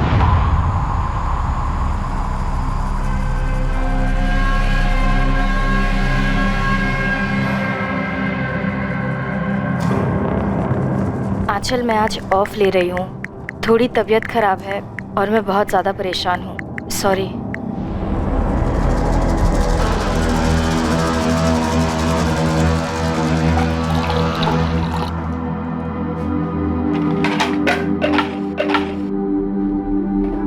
दीदी, एक तो आप अकेले रहती हो, ऊपर से ये पंगे लेती रहती हो। 2 साल पहले तक मुझे तेरी फिक्र रहती, अकेले मुंबई में कैसे होगा, और अब तू? दीदी, मैं मुंबई में एक ट्रैवल एजेंसी में जॉब करती हूँ, सर्विस सेक्टर, और आपका एनजीओ लोगों पे रेड करता है। पता नहीं कितने दुश्मन बन गए होंगे। होता है यार, ये काम ही कुछ ऐसा है, अब क्या कर सकते हैं। मैं आपसे कहना चाहती थी कि ये जो जयदेव है वो सब अपना अपना फायदा देखते हैं खुशबू। लाइफ में बहुत ज्यादा आदर्शवादी बनो ना तो लाइफ आगे बढ़ती नहीं है। कड़वा सच तो ये है कि तुम्हें कोई तुम्हारी ईमानदारी और वैल्यूज के लिए पे नहीं करता है। तुम्हें वही पेमेंट मिलती है जो तुम डिजर्व करते हो, और तुम क्या डिजर्व करते हो सिर्फ तुम डिसाइड करते हो। एक सोशल वर्कर से ऐसी बातें सुनना, गलतफहमी है लोगों को सोशल वर्क के बारे में। ये भी एक करियर है, प्रोफेशन है। हम कोई संत महात्मा नहीं है कि फल फ्रूट खा के जिंदगी बिता देंगे। हमें भी अपनी दाल मखनी चाहिए। तो लो ना, जयदेव अंकल जो ऑफर दे रहे हैं वो ले लो। वो कोई बुरी रकम नहीं है, 20 लाख। बुरी नहीं है से काम नहीं चलता खुशबू, रकम अच्छी होनी चाहिए, और 1 करोड़ बहुत अच्छी रकम। इतने पैसों का क्या करोगी? हम दोनों यूएस और यूरोप घुमाएंगे, फिर इस पैसे को मल्टीप्लाई करेंगे, फिर 1 और करोड़ बनाएंगे, क्वीन साइज लाइफ बिताएंगे यार। आपकी इज्जत की वजह से आपको कुछ हो गया ना तो? कुछ नहीं होगा खुशबू, तू डर मत। ये जयदेव जी भी ना बेकार में इतने लालची बन रहे। पता है उन्हें पूरा 60 करोड़ मिल रहा है और उसमें से 1 करोड़ मांग रही है, उसमें भी इतना झिक-झिक कर। वैसे दीदी, झिक-झिक तो आप भी कर रही है अपने डिवोर्स वाले केस में। छोड़ दो ना निखिल को, क्यों खींच रही हो? नहीं खुशबू, ये जो लोग कहते हैं ना मूव ऑन करो, आगे बढ़ो, पिछला सब कुछ भुला दो वगैरह वगैरह, ये सारी अच्छी अच्छी बातें तब काम नहीं करती हैं जब आपके साथ भयंकर चीटिंग की गई हो, जो निखिल ने मेरे साथ की। उससे तो मैं सूद समेत वसूली करूंगी। ये अच्छी बातें और कहावतें सिर्फ ग्रीटिंग कार्ड्स, फॉरवर्ड्स और ऑफिस के सॉफ्ट बोर्ड पर जचती हैं, असली जिंदगी में नहीं खुशबू, याद रखो। रश्मि कोई आसानी से मानने वालों में से नहीं है। आसान नहीं है उसके साथ डील करना। अगर मैं 25 की जगह 75 में भी समझौता कराता तब भी वो हाँ नहीं करती। पर वो तो 45 में मान गई। ऐसा आपसे जयदेव जी और विक्रम ने कहा ना, खुद रश्मि ने तो नहीं कहा। तो जयदेव जी और विक्रम झूठ बोल रहे हैं? ये तो आप पता कीजिए सर। मैं सिर्फ इतना बता सकता हूँ कि रश्मि के दोनों केसेस मैं ही हैंडल कर रहा हूँ। एक जयदेव जी के खिलाफ, दूसरा उसके पति के खिलाफ। दोनों केस रगड़ रहे हैं। मैंने समझौते की सलाह दी, लेकिन रश्मि मानने को तैयार नहीं है। मेरे लिए तो सही है, मुझे तो दोनों केसेस की फीस मिलती रहेगी। फिर भी मैंने बड़ी ईमानदारी से उससे बात की थी। निखिल वाले केस की हियरिंग अगले महीने की 4 तारीख को है। जयदेव जी वाले केस की हियरिंग जल्द से जल्द करवाने की कोशिश कर रहा हूँ। लेकिन रश्मि, जयदेव जी 25 के आगे मानेंगे नहीं। आप मेरी तरफ हो या जयदेव जी की? खुद के वकील पर भरोसा नहीं है तुम्हें? तो फिर बार बार मुझे जयदेव जी के बेकार से ऑफर को कबूल करने के लिए क्यों कह रहे हैं? वैसे ही निखिल के खिलाफ केस वापस लेने के लिए कह रहे हैं, क्यों? इसमें आपका क्या फायदा है? मेरा फायदा? रश्मि, अगर दोनों केसेस सेटल हो जाते हैं तो मेरे हाथ से 2 केसेस जाएंगे भी तो सही। मतलब 2 केसेस की फीस जो तुम मुझे बराबर देती आई हो। वैसे वो जयदेव जी कितना दे रहे हैं आपको मुझे 25 में मनवाने के लिए? मैं सिर्फ तुमसे फीस ले रहा हूँ रश्मि। क्या क्या सोचती रहती हो तुम? इतना भी याद रखो कि तुम्हारे जैसे सैकड़ों केसेस में आज तक कोर्ट ने क्या फैसला सुनाया पता है? कोर्ट जयदेव जी से कहेगा कि रश्मि के लिए दूसरा किराए का मकान ढूंढो, 1 साल, 2 साल, 3 साल का किराया दे दो, और तुम्हें अब भी मकान खाली करने के लिए कहेगा। मैं 1 करोड़ के नीचे कुछ भी नहीं लेने वाली। अरे ऐसी जिद से कोई बात सेटल होगी ही नहीं। और निखिल वाले केस में भी वही रवैया है तुम्हारा। निखिल कितना दे रहा है आपको? देखो, तुम मुझ पे इल्जाम लगा रही, फिर भी याद रखो मैं तुम्हारा वकील हूं। मैं तुम्हें कभी कोई गलत एडवाइस नहीं दूंगा। तो फिर बार बार मुझे किसी भी चीज पे समझौता करने के लिए मत कहो। जयदेव जी से 1 करोड़ रुपए निकलवाओ और उस निखिल को जेल भिजवाओ। इसके बाद जब जयदेव जी और विक्रम ने कहा कि वो 45 में मान गई है, तुम्हें यकीन नहीं कर पाया सर। मतलब कैसे करता? तो तुमने पुलिस कंप्लेंट क्यों नहीं की? जब रश्मि से बात नहीं हुई, सिर्फ उसने एक ईमेल भेजा कि जयदेव भल्ला के खिलाफ केस वापस ले लो। सर, किस बात की कंप्लेंट करता? वो मेरी क्लाइंट है, उसकी मर्जी, उसकी बात तो मुझे माननी पड़ती। और बात तो तुम्हारी हुई नहीं, ना वो तुमसे मिली, ना फोन किया, सिर्फ एक ईमेल भेजा। सर सच कहूं तो उस वक्त मुझे लगा ही नहीं था कि कुछ गड़बड़ हो सकती है। मुझे लगा कि विक्रम ने मना लिया होगा रश्मि को।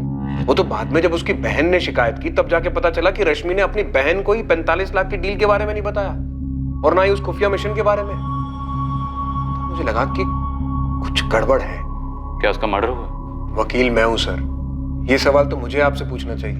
हम भी जज नहीं, जब तक सबूत सामने नहीं होगा हम कैसे कुछ कह सकते हैं। तो मैं उम्मीद करता हूं कि आप जल्दी से कुछ कह पाए, लेकिन इतना बता दूं कि आप अपनी संदिग्ध की लिस्ट से मुझे निकाल दीजिए। अगर आपको ऐसा लग रहा है कि मैं लालची हो गया और मैंने पैसों के चक्कर में अपने क्लाइंट को कुछ कर दिया है तो आपको गलत लग रहा है। मुझे इस पूरे समझौते का 10% मिलने वाला था और मैं उतने पैसे से खुश था। ये तो तुम कह रहे हो, अब वाकई में खुश थे या नहीं थे ये बताने के लिए इस वक्त रश्मि तो यहाँ नहीं। तो आप ढूंढिए रश्मि को।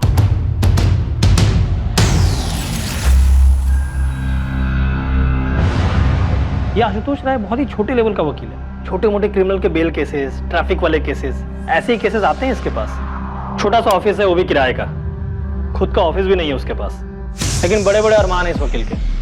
पिछले 10 साल से है मैदान में, बड़े बड़े क्रिमिनल केसेस लेना चाहता है, लेकिन कोई उसे केस देता ही नहीं है। तो रश्मि को इस वकील में ऐसा क्या दिखा?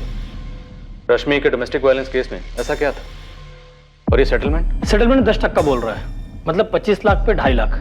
अब उसके लिए तो जैकपॉट ही होगा ना। जयदेव और विक्रम बोल रहे हैं कि 45 लाख थी, तो जैकपॉट डबल।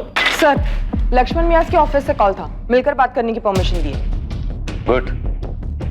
उन पेनड्राइव्स में क्या था, कुछ पता चला? अभी तक तो नहीं साहब, लेकिन पक्का कोई एटम बम होगा जो इस लक्ष्मण पे फटने वाला था। हो सकता है रश्मि चौधरी से ब्लैकमेल कर रही हो।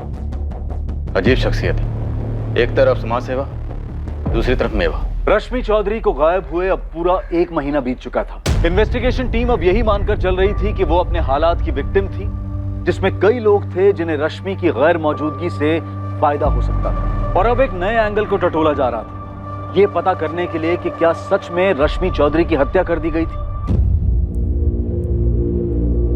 शैलेश, रश्मि किस चीज पर काम कर रही थी? पूरी संभावना है सर, इस रश्मि ने लक्ष्मण व्यास पे कोई स्टिंग किया था, तभी वो लोग पेनड्राइव के पीछे पड़े थे। तो फिर उसने मुझे क्यों नहीं बताया? प्रकाश सेठ चूड़ियों की फैक्ट्री वाले स्टिंग के बारे में कहाँ बताया था? वो तो हमें दूसरों से ही पता चला था ना। अच्छा, ये जो चोरी हुई थी पेनड्राइव, तुमने उसकी लिस्ट बनाई है? हाँ सर, लेकिन उसमें एक भी पेनड्राइव रश्मि का नहीं था। सर, रश्मि अपना कोई भी सामान ऑफिस में छोड़ती नहीं थी।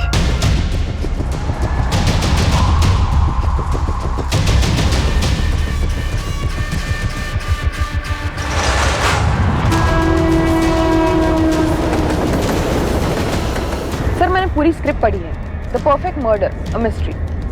क्या स्क्रिप्ट में? एक पति पूरी बारीकी से प्लान करके अपने पत्नी को मार डालता है और दुनिया को ऐसे लगता है कि वो खुद से गायब हुई है। ये तो बिल्कुल रश्मि चौधरी के केस जैसा। सर, कुछ ज्यादा ही सिमिलर है, इसलिए मैंने स्क्रिप्ट के राइटर डायरेक्टर आशीष दास, निखिल आचार्य और उसकी गर्लफ्रेंड गायत्री, तीनों को पुलिस स्टेशन बुलाया है। सर, अगर रश्मि मारी गई है, कारण या तो ये पैसे हैं, वो 45 लाख रुपए, या तो ये टूटी शादी जो पूरी तरीके से टूटी नहीं है। पेनड्राइव चुराने वाले ने सोचा था कि पेनड्राइव रश्मि की, ऐसा भी क्या ढूंढा जा रहा था? क्या इसकी सच्चाई आसानी से सामने आती?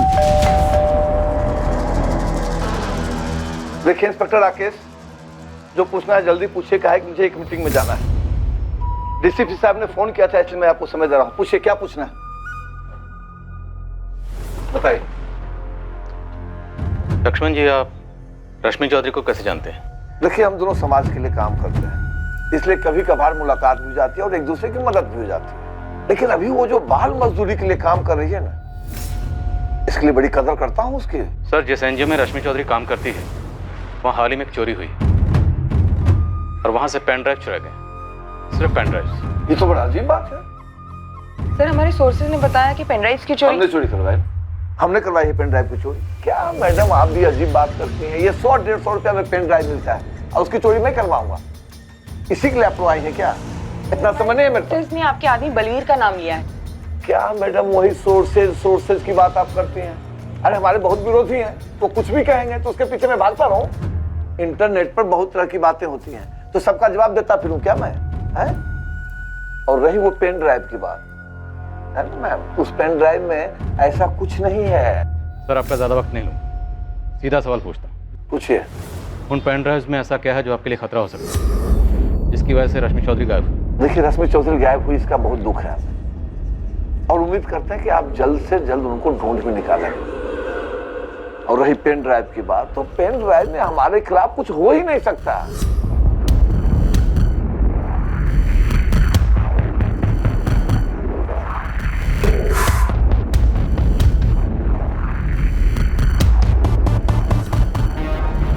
ऑफिस से इतना ही मिला था। लेकिन ये सब तो बेकार है, इसमें तो कुछ है ही नहीं। भाई जी शायद ये भी तो हो सकता है कि रश्मि के पास कुछ था ही नहीं, वो तुक्का लगा रही थी।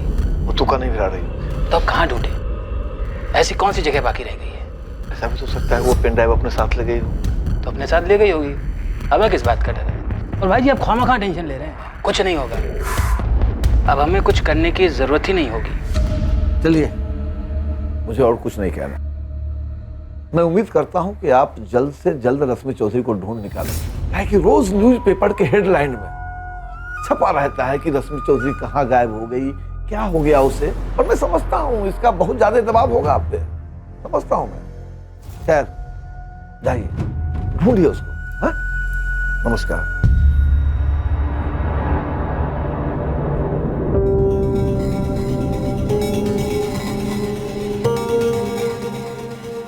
सर जी। भाई जी आपसे कुछ बात करना चाहते हैं, अकेले में। एक रिक्वेस्ट है आपसे। जो बात मैं आपको बताने जा रहा हूं, ये बात किसी को कानो कान पता नहीं चलनी चाहिए। और किसी को पता चल भी जाती है तो मुझे ये पता चल जाएगा कि इसका सोर्स क्या है। नहीं होगी सर। अब बताइए रश्मि चौधरी से आपका क्या कनेक्शन है? आपके साथ महिला ऑफिसर थी, उसमें मैं आपको ये बात नहीं बता पाया। कभी कभी इस फार्म हाउस पे हम औरतें बुलाया करते हैं, और आप समझदार हैं, क्यों बुलाते हैं?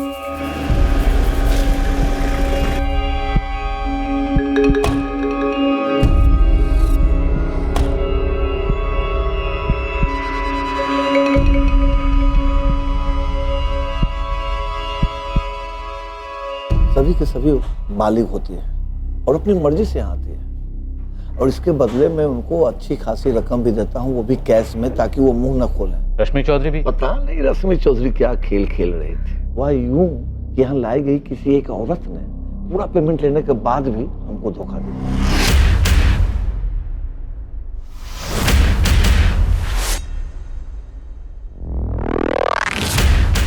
फिर मुझे उस रश्मि चौधरी का फोन आता है। रश्मि, तुम मुझे ब्लैकमेल कर रही हो? Lakshman ji, video quality, lighting, sound top quality का है। कोई भी बोलेगा कि आप ही हो, और जो आप कर रहे हो, आप क्या बोलो? कौन थी वो? नाम बताओ उसका। आपको सच में लगता है मैं नाम बताऊंगी? देखो रश्मि, सीधे सीधे बताओ क्या चाहती हो तुम। बड़ी हैरत होती है मुझे लक्ष्मण जी, आप मीडिया में औरतों की सेफ्टी, मर्यादा वगैरह वगैरह को लेकर कितने स्टेटमेंट्स देते रहते हैं। वैसे तुम भी तो अपने आप को सोशल वर्कर कहते हो, और हरकतें देखो एक मामूली ब्लैकमेलर की। और आपकी हरकतें तो अवार्ड विनिंग है ना सर जी। सुनो, एक दूसरे को ताने मारने से बेहतर है कि सीधे सीधे बताओ कितना पैसा चाहिए तुम। कितना दे सकते हो लक्ष्मण जी? भाई जी ये जरूर सुनीता की हरकत हो। जो कोई भी था एक जड़िया था बलबीर। तू ही बता कि कोई ऐसी हिम्मत कर सकता है क्या? हो सकता है रश्मि ने किसी को पहले से ही पट्टी पढ़ा रखी हो। 15 लाख फिक्स हुआ था। पैसे दिए आपने? डील होने के पहले ही वो गायब हो गए। तभी तो हमने पेन ड्राइव हासिल किए थे, ताकि वो किसी और के हाथ में ना लग जाए। हालांकि उस पेन ड्राइव में कुछ था नहीं। वो पेन ड्राइव मैं आपको लौटा दूंगा। जी सर। मुझे लगता है रश्मि चौधरी मारी गई है। क्या है कि जिस तरह से उसको लगता था कि मुझे ब्लैकमेल करके वो कोई जैकपॉट हासिल करेगी, उसी तरह से उसको मारने वाले का भी कोई जैकपॉट दांव पे लगा होगा। लेकिन वो आदमी मैं नहीं।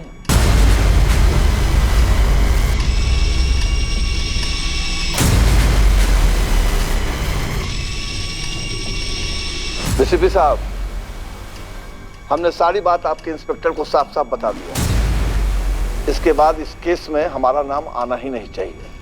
सर इतना सब कुछ साफ साफ बोल रहा है, मतलब सच ही बोल रहा होगा। हर संदिग्ध यही कहता है कि वो सच बोल रहा है।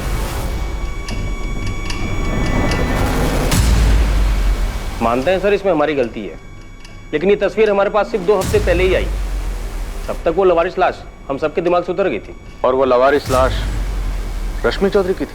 जी सर, हमारे पास लाश की तस्वीरें हैं सर। 22 जुलाई की सुबह यहाँ पटना से ही लाश मिली, यही पास के जंगल से, लेकिन अंश हमने बचा के रखे ताकि डीएनए टेस्टिंग में काम आ सके। तो मैं रश्मि चौधरी की बॉडी 22 जुलाई को मिल गई थी, जबकि उसकी मिसिंग कंप्लेंट 29 जुलाई को फाइल की गई। 7 दिन। 7 दिन तक किसी को पता नहीं था कि रश्मि चौधरी कहाँ है और उसके साथ क्या हुआ है। 29 जुलाई को उसकी मिसिंग कंप्लेंट उसकी छोटी बहन खुशबू ने फाइल की थी। वही तो सर, काफी दुर्भाग्यपूर्ण है।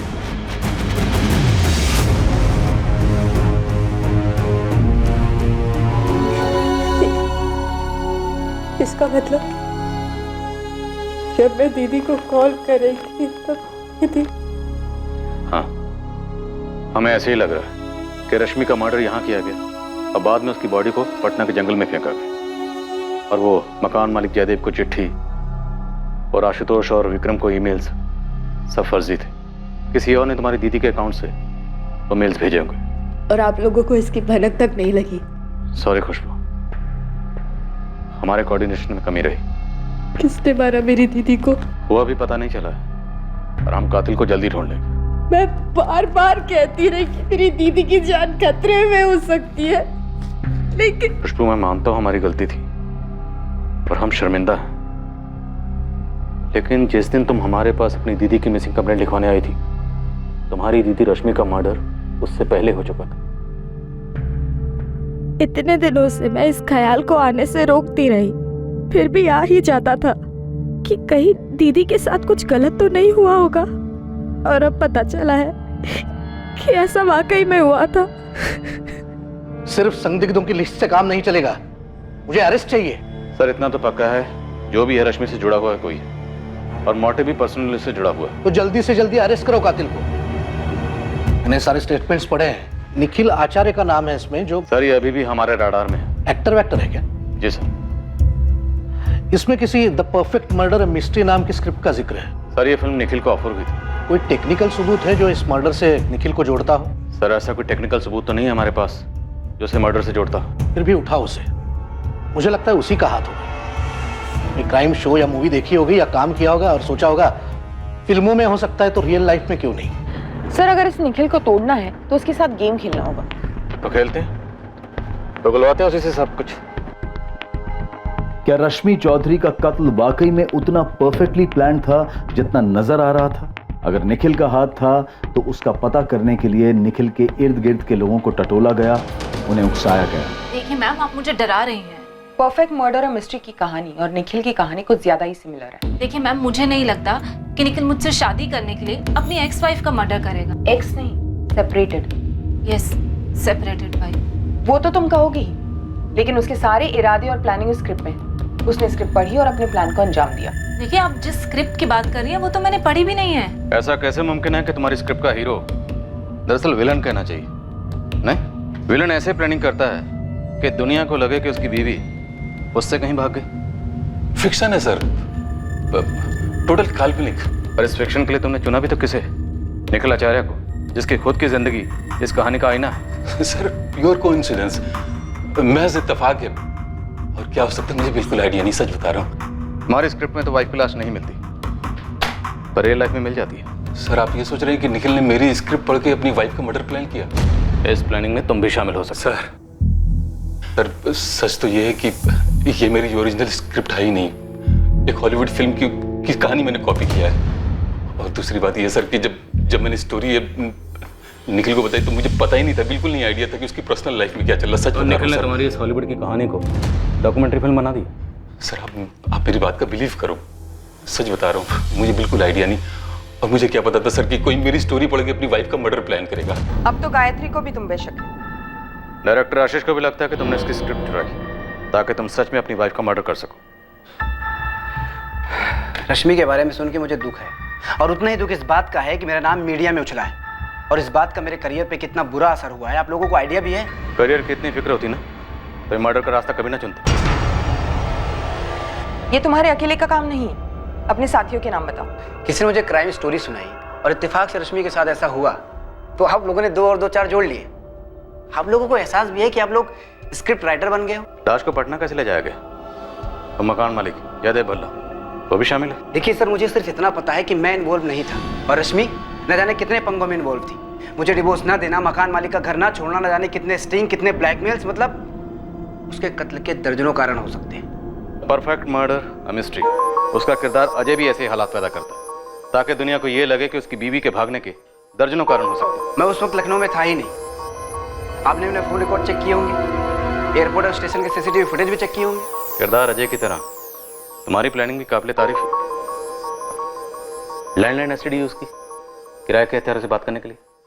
लखनऊ आने की जरूरत ही नहीं पड़ी, मुंबई में बैठे बैठे सारी प्लानिंग हो गई और यहाँ काम हो गया। अब चुपचाप अपने साथियों के नाम बताओ। अरे कोई साथीदार नहीं है मेरा, मैं अकेला हूँ और अकेला गया था मुंबई। 4 साल घिस घिस कर मैं इस मुकाम तक पहुंचा हूँ। इससे प्यार हुआ है, लाइफ में सब कुछ सही चल रहा है। बस रश्मि रास्ते का काटा थी। हाँ थी, लेकिन वो मेरी वाइफ भी थी। उससे कभी प्यार भी किया था मैंने, अच्छी यादें जुड़ी हुई थी। डोमेस्टिक वायलेंस का झूठा केस करके मेरा जीना हराम कर रखी थी, लेकिन इसका ये मतलब नहीं कि मैं उसका कत्ल करवा दूंगा या कर दूंगा। रश्मि अब रही नहीं, पर आप लोगों को यकीन नहीं होगा, मुझे दुख है इस बात का कि उसका कत्ल हो गया। निखिल, याद रखना, परफेक्ट क्राइम और परफेक्ट मर्डर एक मिथ्या है। हर जुर्म मुजरिम पर पलट के वार करने आता है। ये डायलॉग मैंने कई बार सुना है और कई बार बोला भी है, लेकिन मैं जो आपको बोलने जा रहा हूं ना, वो ना तो आपने कभी सुना होगा और ना ही बोला, और आपने सोचा भी नहीं, क्योंकि आप सिर्फ उन लोगों को टटोल रहे हैं जिनका मसला रश्मि के साथ था। आपकी नजर वहां गई नहीं जहां कोई मसला नहीं था। क्या कहना चाहते? साफ साफ बोलो। खुशबू, रश्मि की प्यारी बहन खुशबू चौधरी कत्ल हुआ, लाश ठिकाने लगी। उसके 4 दिन बाद मैडम खुशबू आप लोगों के पास आती हैं और चारों दिशाओं में फायर करती है। मेरी तरफ, जयदेव जी की तरफ, एडवोकेट आशुतोष की तरफ, उसके एनजीओ के बॉस विक्रम की तरफ, स्टिंग ऑपरेशन की तरफ, और फिर ये सभी एक दूसरे पर निशाना साधते। पर मैडम खुशबू वो आपकी रडार से पूरी तरह बाहर रहती है। तो तुम ये कह रहे हो कि इस खुशबू और रश्मि के बीच कोई छुपा हुआ मसला था? या ये एंगल हमारी स्क्रिप्ट की उपज है? यही एक एंगल है जो स्क्रिप्ट में नहीं है इंस्पेक्टर। स्क्रिप्ट में नहीं है तो क्या नया एंगल जोड़ रहा है?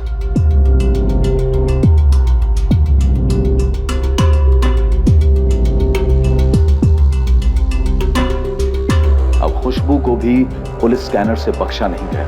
क्या खुशबू और रश्मि के बीच वाकई कोई मसला था जो उन दोनों के अलावा और कोई नहीं जानता था? खुशबू ने जब अपनी बहन की खोज शुरू की थी, पुलिस ने उस समय के उसके पदचिन्ह नापना शुरू कर दिए। अब पुलिस खोज रही थी वो मिसिंग कड़ी जो शायद खुशबू को इस जुर्म से जोड़ने वाली थी। ये नई खोज पुलिस को दोबारा से एनजीओ के मालिक विक्रम सहगल से रश्मि के वकील आशुतोष राय तक ले गई, और घूम फिरकर पुलिस फिर से मकान मालिक जयदेव भल्ला तक पहुंची। शक की सुई घूमती जा रही थी, रुकने का नाम नहीं ले रही थी, और कातिल का नाम सामने नहीं आ रहा था। इतने सारे संदिग्ध, कुछ बड़े जाहिर से मकसद, लेकिन फिर भी इस मर्डर केस के मुजरिम की कोई खबर नहीं। क्या यह वाकई में एक परफेक्ट मर्डर था? इस जुर्म को अंजाम देने वाला दिमाग इस जुर्म को सुलझाने वाले दिमागों को मात दे गया था, और यह केस अनसुलझा रह गया।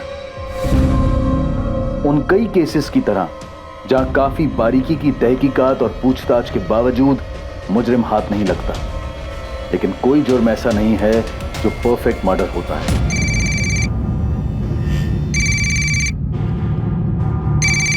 इंस्पेक्टर राकेश अधिकारी। जय सर, सब इंस्पेक्टर मोहित यादव बोल रहा हूँ, क्राइम ब्रांच से। कैसे मोहित? सर मैं एक केस हैंडल कर रहा था जिसमें मुझे कनेक्शन मिला और एक केस का। इन्वेस्टिगेशन के दौरान पता चला वो केस तो आपका था, वो रश्मि चौधरी मर्डर केस। क्या बात, पूरे 1 साल बाद हम फिर से केस फाइल खोलेंगे। लीड क्या है? दरअसल मैंने 2 हिस्ट्री शीटर्स को उठाया था सर, उनकी तोड़ाई करने ही वाला था, तब मुंह खोला उन लोगों ने। साहब हम लोग उस कांड में शामिल नहीं थे, आप हमें गलत केस में उठाना है उससे। अब उठा लाया हूं तो यहां से आराम से हाथ हिलाते हुए तो जाने नहीं दूंगा तुम दोनों को। बताओ, ऐसा कौन सा कांड किया तुम दोनों ने जो अभी तक हमारी रडार में नहीं आया? हम सच बोल रहे हैं, हमने कोई कांड नहीं किया था। हम लोग तो खुद का कुछ कानूनी शुरू करने के चक्कर में हैं। राजू, मयंक, तुम दोनों सच बोलोगे तो रात को सोने को मिलेगा, सुबह उठोगे दुनिया बुरी नहीं लगेगी, और अगर झूठ बोलोगे तो तुम दोनों अच्छी तरह से जानते हो कि यहाँ पे क्या होगा। सर वो 1 साल पहले एक काम मिला था। मर्डर? अरे नहीं साहब, एक मकान से सामान खाली करवाना था। तो मतलब ये कानूनी काम शुरू करने वाले थे तुम दोनों, मूवर्स और पैकर्स? हाँ नहीं साहब, सच में हम लोगों ने काम किया था, उसके तगड़े पैसे भी मिले थे हम लोगों को। कहाँ किया था? गिरधर नगर में साहब, मकान नंबर 12।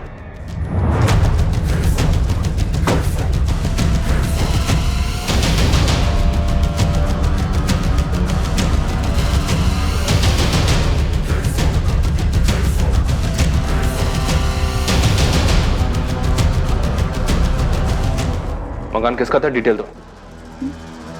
हमें पता नहीं है साहब, हमें तो पैसे मिले और हमने काम कर दिया।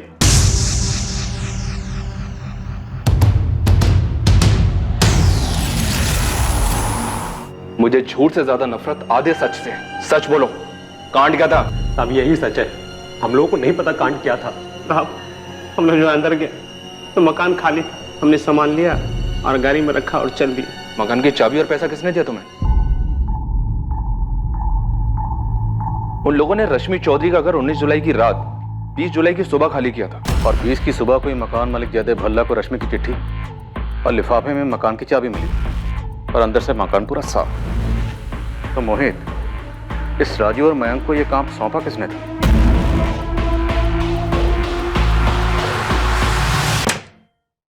Good afternoon Ashutosh. Good afternoon, बैठिए। आखिरकार आपने अपना ऑफिस ले ही लिया, कोई बढ़िया वाला। हाँ, काम काफी बढ़ गया पिछले 1 साल में, काफी नए क्लाइंट्स मिले। हाँ, क्लाइंट्स काफी तरक्की लाते हैं। सोने के अंडे देने वाली मुर्गियां होते हैं क्लाइंट्स, जैसे कि रश्मि चौधरी क्लाइंट थी आपकी, याद है? बात क्या इंस्पेक्टर? बात 45 लाख के वकील साहब, वही 45 लाख जो जयदेव भल्ला ने वाकई विक्रम को दी और विक्रम ने तुम्हारी क्लाइंट रश्मि को दी और रश्मि के कातिल ने रश्मि का कत्ल किया और 45 लाख खुद रख ली। ऐसे कैसे? मतलब कौन है? राजू और मैं क्रिमिनल्स हैं। किसी जमाने में तुमने उनकी जमानत करवाई थी, तुम्हें तो याद भी नहीं होगा। हाँ याद है मुझे। क्या हुआ उन्हें? पकड़े गए, सब बोल दिया। मैडम ऐसे कैसे अचानक टिकट कटाकर लखनऊ आ जाओ? आखिर हुआ क्या है? तुम्हारे बहन के कातिलों का खुलासा होने वाला है।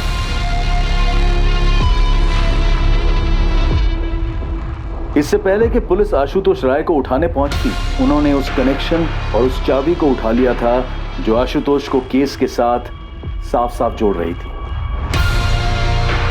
लेकिन क्या आशुतोष ने ही मर्डर किया था या माजरा कुछ और ही था जो इस केस की अनसुलझी कड़ी थी? इंस्पेक्टर साहब, सर कुछ तो बोलेगी भी आप? बोला तो आपका जयदेव जी, लिफाफे के अंदर जो चाबी थी, चिट्ठी थी, उनके बारे में। बैठिए आराम से, नाश्ता पानी करिए, तब तक हम बाकी कड़ियां लेकर आ रहे हैं। आप कहानी पूरी करें।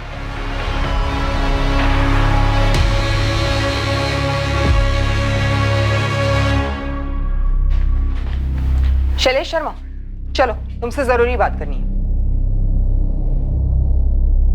चलो। क्या हुआ मैम, क्या बात है? रश्मि चौधरी मर्डर केस में एक ब्रेक थ्रू मिला है विक्रम जी।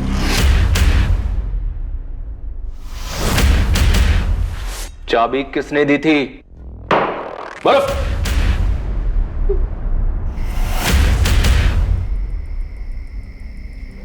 आज के आज करना है, लैपटॉप मेरे हवाले करना, बाकी सारा सामान कहीं जला दो, कहीं फेंक दो, कुछ भी करना है करो, लेकिन यहाँ लखनऊ में नहीं। शैलेश, 2 महीने पहले तुमने 8 लाख में फ्लैट लिया, 5 लाख का लोन था, लेकिन फ्लैट की मार्केट वैल्यू है 15 लाख, बाकी के 7 लाख शायद ब्लैक दिए होंगे। शैलेश, मयंक और राजू ने तेरे तक की कहानी बता दी, अब तुझे आगे की कहानी बतानी। तू शुरू हो जा वरना हम शुरू हो जाएंगे। मुझे 10 लाख मिले थे और राजू और मयंक को 50-50 हज़ार मिले। तुझे 10 लाख, उनको 50-50 हज़ार, 11 लाख, बाकी की 34 लाख। 34 लाख किस किस में बटे? सर कौन कौन शामिल थे मुझे नहीं पता, पर मुझे पैसे वकील आशुतोष राय ने दिए थे। हमने इस केस की सारी कड़ियां जोड़ी सिवाय से एक कड़ी की, शैलेश शर्मा, जो रश्मि चौधरी के ऑफिस में काम करता था। उसे भी रडार में लाते तुम तक 1 साल पहले ही पहुंच जाते। 1 साल से एक केस अनसुलझा रहा है इंस्पेक्टर। कितना जरूरी है कि वापस इस फाइल को दोबारा खोला जाए। हम बात कर सकते हैं? हाँ जरूर बात होगी, लेकिन रश्मि चौधरी के कत्ल को लेकर। कत्ल क्यों हुआ, कैसे हुआ और कितने लोग शामिल थे? 60 लाख? 60 लाख? अरे बड़ी मुश्किल से 60 पर मान गई है। देखो तुम दोनों जानते हो ये केस तो मैं ही जीतूंगा, सिर्फ मेरा टाइम का नुकसान हो रहा है। इस केस की वजह से मेरे मौजूदा बिल्डर की दिलचस्पी जा सकती है। कुछ तो उपाय निकालो भाई, सबकी लाइफ खराब हो रही है। देखिए जयदेव जी, मेरे साथ तो 60 के नीचे नहीं जाएगी और आपके साथ तो 1 करोड़ के नीचे नहीं आएगी। उसका बॉस है विक्रम। रश्मि उसे बहुत मानती है। आप अलग से मिलिए उसको, अपनी प्रॉब्लम समझाइए। अच्छा समझदार आदमी है, वो मना लेगा रश्मि को। इसमें आप भी ना जयदेव जी, आप भी तो समझदारी दिखाइए थोड़ा। तो प्लान यही था कि जैसे ही रश्मि को 45 लाख मिलेंगे तुम उसे मार डालोगे और सारे पैसे खुद रख लोगे। आशुतोष। हाँ इंस्पेक्टर, यही प्लान था और ऐसा ही हुआ। मैं छोटे मोटे केसेस लड़कर थक चुका था, हाथ में कुछ बचता ही नहीं था। और तुम्हें यहाँ जैकपॉट दिखा? बिल्कुल। देखिए, समझौता कितने में भी होता, मुझे तो 10% ही मिलने वाला था। वो भी रश्मि देती या नहीं, इस बात की कोई गारंटी नहीं थी। तुमने विक्रम के थ्रू डील करवाने की सलाह दी जयदेव भल्ला को, क्यों? ताकि अगर कभी कोई कुछ गड़बड़ हो तो वो भी शक के दायरे में आए। मैं अपनी तरफ से क्लीन बना रहा। मैंने विक्रम के ऑफिस से शैलेश को भी खरीद लिया। और विक्रम ने मना लिया रश्मि को? हाँ, मना लिया 45 में। ये रहे तुम्हारे 45 लाख, गिन लो। विक्रम, मेरे वकील आशुतोष से ज्यादा भरोसा करती हो तुम। वो तो मुझे 25 पे सेटल करने के लिए कह रहा था, लेकिन तुम्हारी वजह से कम इतने तो मिले मुझे।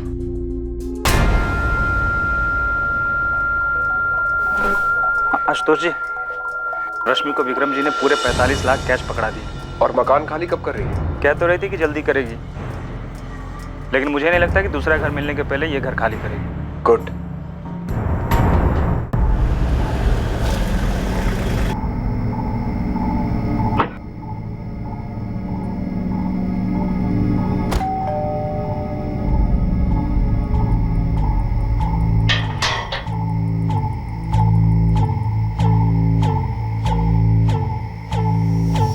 हम केस क्लोज करने की नॉर्मल सी बात कर रहे थे। पहले रश्मि को थोड़ा शक सा हुआ कि मैं शैलेश को साथ क्यों ले आया था। मैंने बात टाल दी और मौके का इंतजार किया। उसे तो खैर भनक तक नहीं थी कि क्या होने जा रहा है।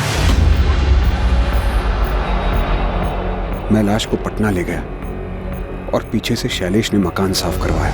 शैलेश ने रश्मि के लैपटॉप से उसी के ईमेल एड्रेस से वो 2 ईमेल्स भेजे, एक मुझे, एक विक्रम को।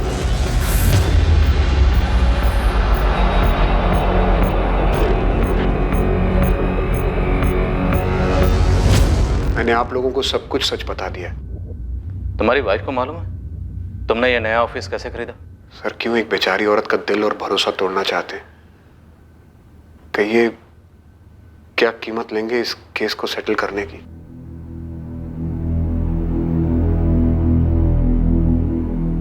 काफी शातिर तरीके से प्लानिंग की थी आशुतोष ने। जब जयदेव अंकल ने कहा था कि लिफाफा छोड़ा एक चिट्ठी और चाबी के साथ, मैंने तब के तब कहा था दीदी के साथ कुछ गलत हुआ होगा। और इन लोगों ने मेरा इस्तेमाल किया, मेरा अपना एम्प्लॉय शैलेश।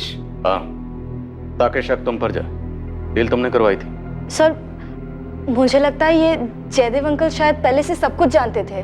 खुशबू, हम तहकीकात कर रहे हैं, लेकिन अभी तक कोई भी ऐसा एविडेंस सामने नहीं आया। अब अगर आशुतोष कोई गेम खेलता है, जयदेव भल्ला का नाम लेता भी है, तब भी सबूत की जरूरत तो पड़ेगी। विक्रम जी, मुझे नहीं लगता कि दीदी ऐसी थी। ये पैसों के पीछे ये गलत है, ये झूठ है ताकि दीदी को विलेन दिखा सके, ये पूरा केस उलझाने के लिए। ये तो मैं भी नहीं मान सकता कि रश्मि स्टिंग ऑपरेशन लोगों को ब्लैकमेल करने के लिए किया करती, चाहे वो प्रकाश सेठ की चूड़ियों की फैक्ट्री या उस लक्ष्मण कॉर्पोरेटर वाला स्टिंग। अगर उसके हाथ में कुछ भी ठोस लगता ना तो सबसे पहले मुझे बताती। पता है, मुझे हमेशा से ये डर था कि एक ना एक दिन दीदी के साथ कुछ बुरा हो सकता है। और एक्सक्यूज मी। हाँ निखिल। खुशबू, मुझे पता चल गया कि रश्मि का असली गुनहगार कौन है। अब तो पूरी दुनिया को पता चल गया है। लेकिन जब उससे बात नहीं हो पा रही थी तो सबसे पहले तुमने मुझे फोन किया था, तो अब क्यों नहीं? Just shut up Nikhil. तुम तो चाहते थे मेरी दीदी को रास्ते से हटाना, किसी और ने हटा दिया। तुमसे ज्यादा खुश कोई और नहीं हुआ होगा। ऐसा नहीं है खुशबू, तुम अभी भी मुझे गलत समझ रही हो। तुम्हारी दीदी से मैंने कभी प्यार भी किया था, सच्चा प्यार। और एक बार दिल से किसी को चाहो ना तो उसके बारे में इतना गलत कभी नहीं सोच सकते हो, कभी नहीं।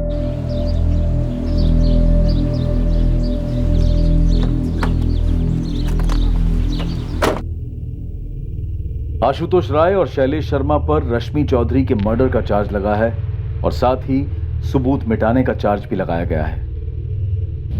इस बात की तहकीकात चल रही है कि क्या जयदेव भल्ला रश्मि के कत्ल के बारे में जानता था और उसने ये बात पुलिस से छुपाई थी। पैसा लोगों से कुछ भी करवा सकता है, जो कल्पना के बाहर हो, सोच के बाहर हो, वो भी करवा सकता है।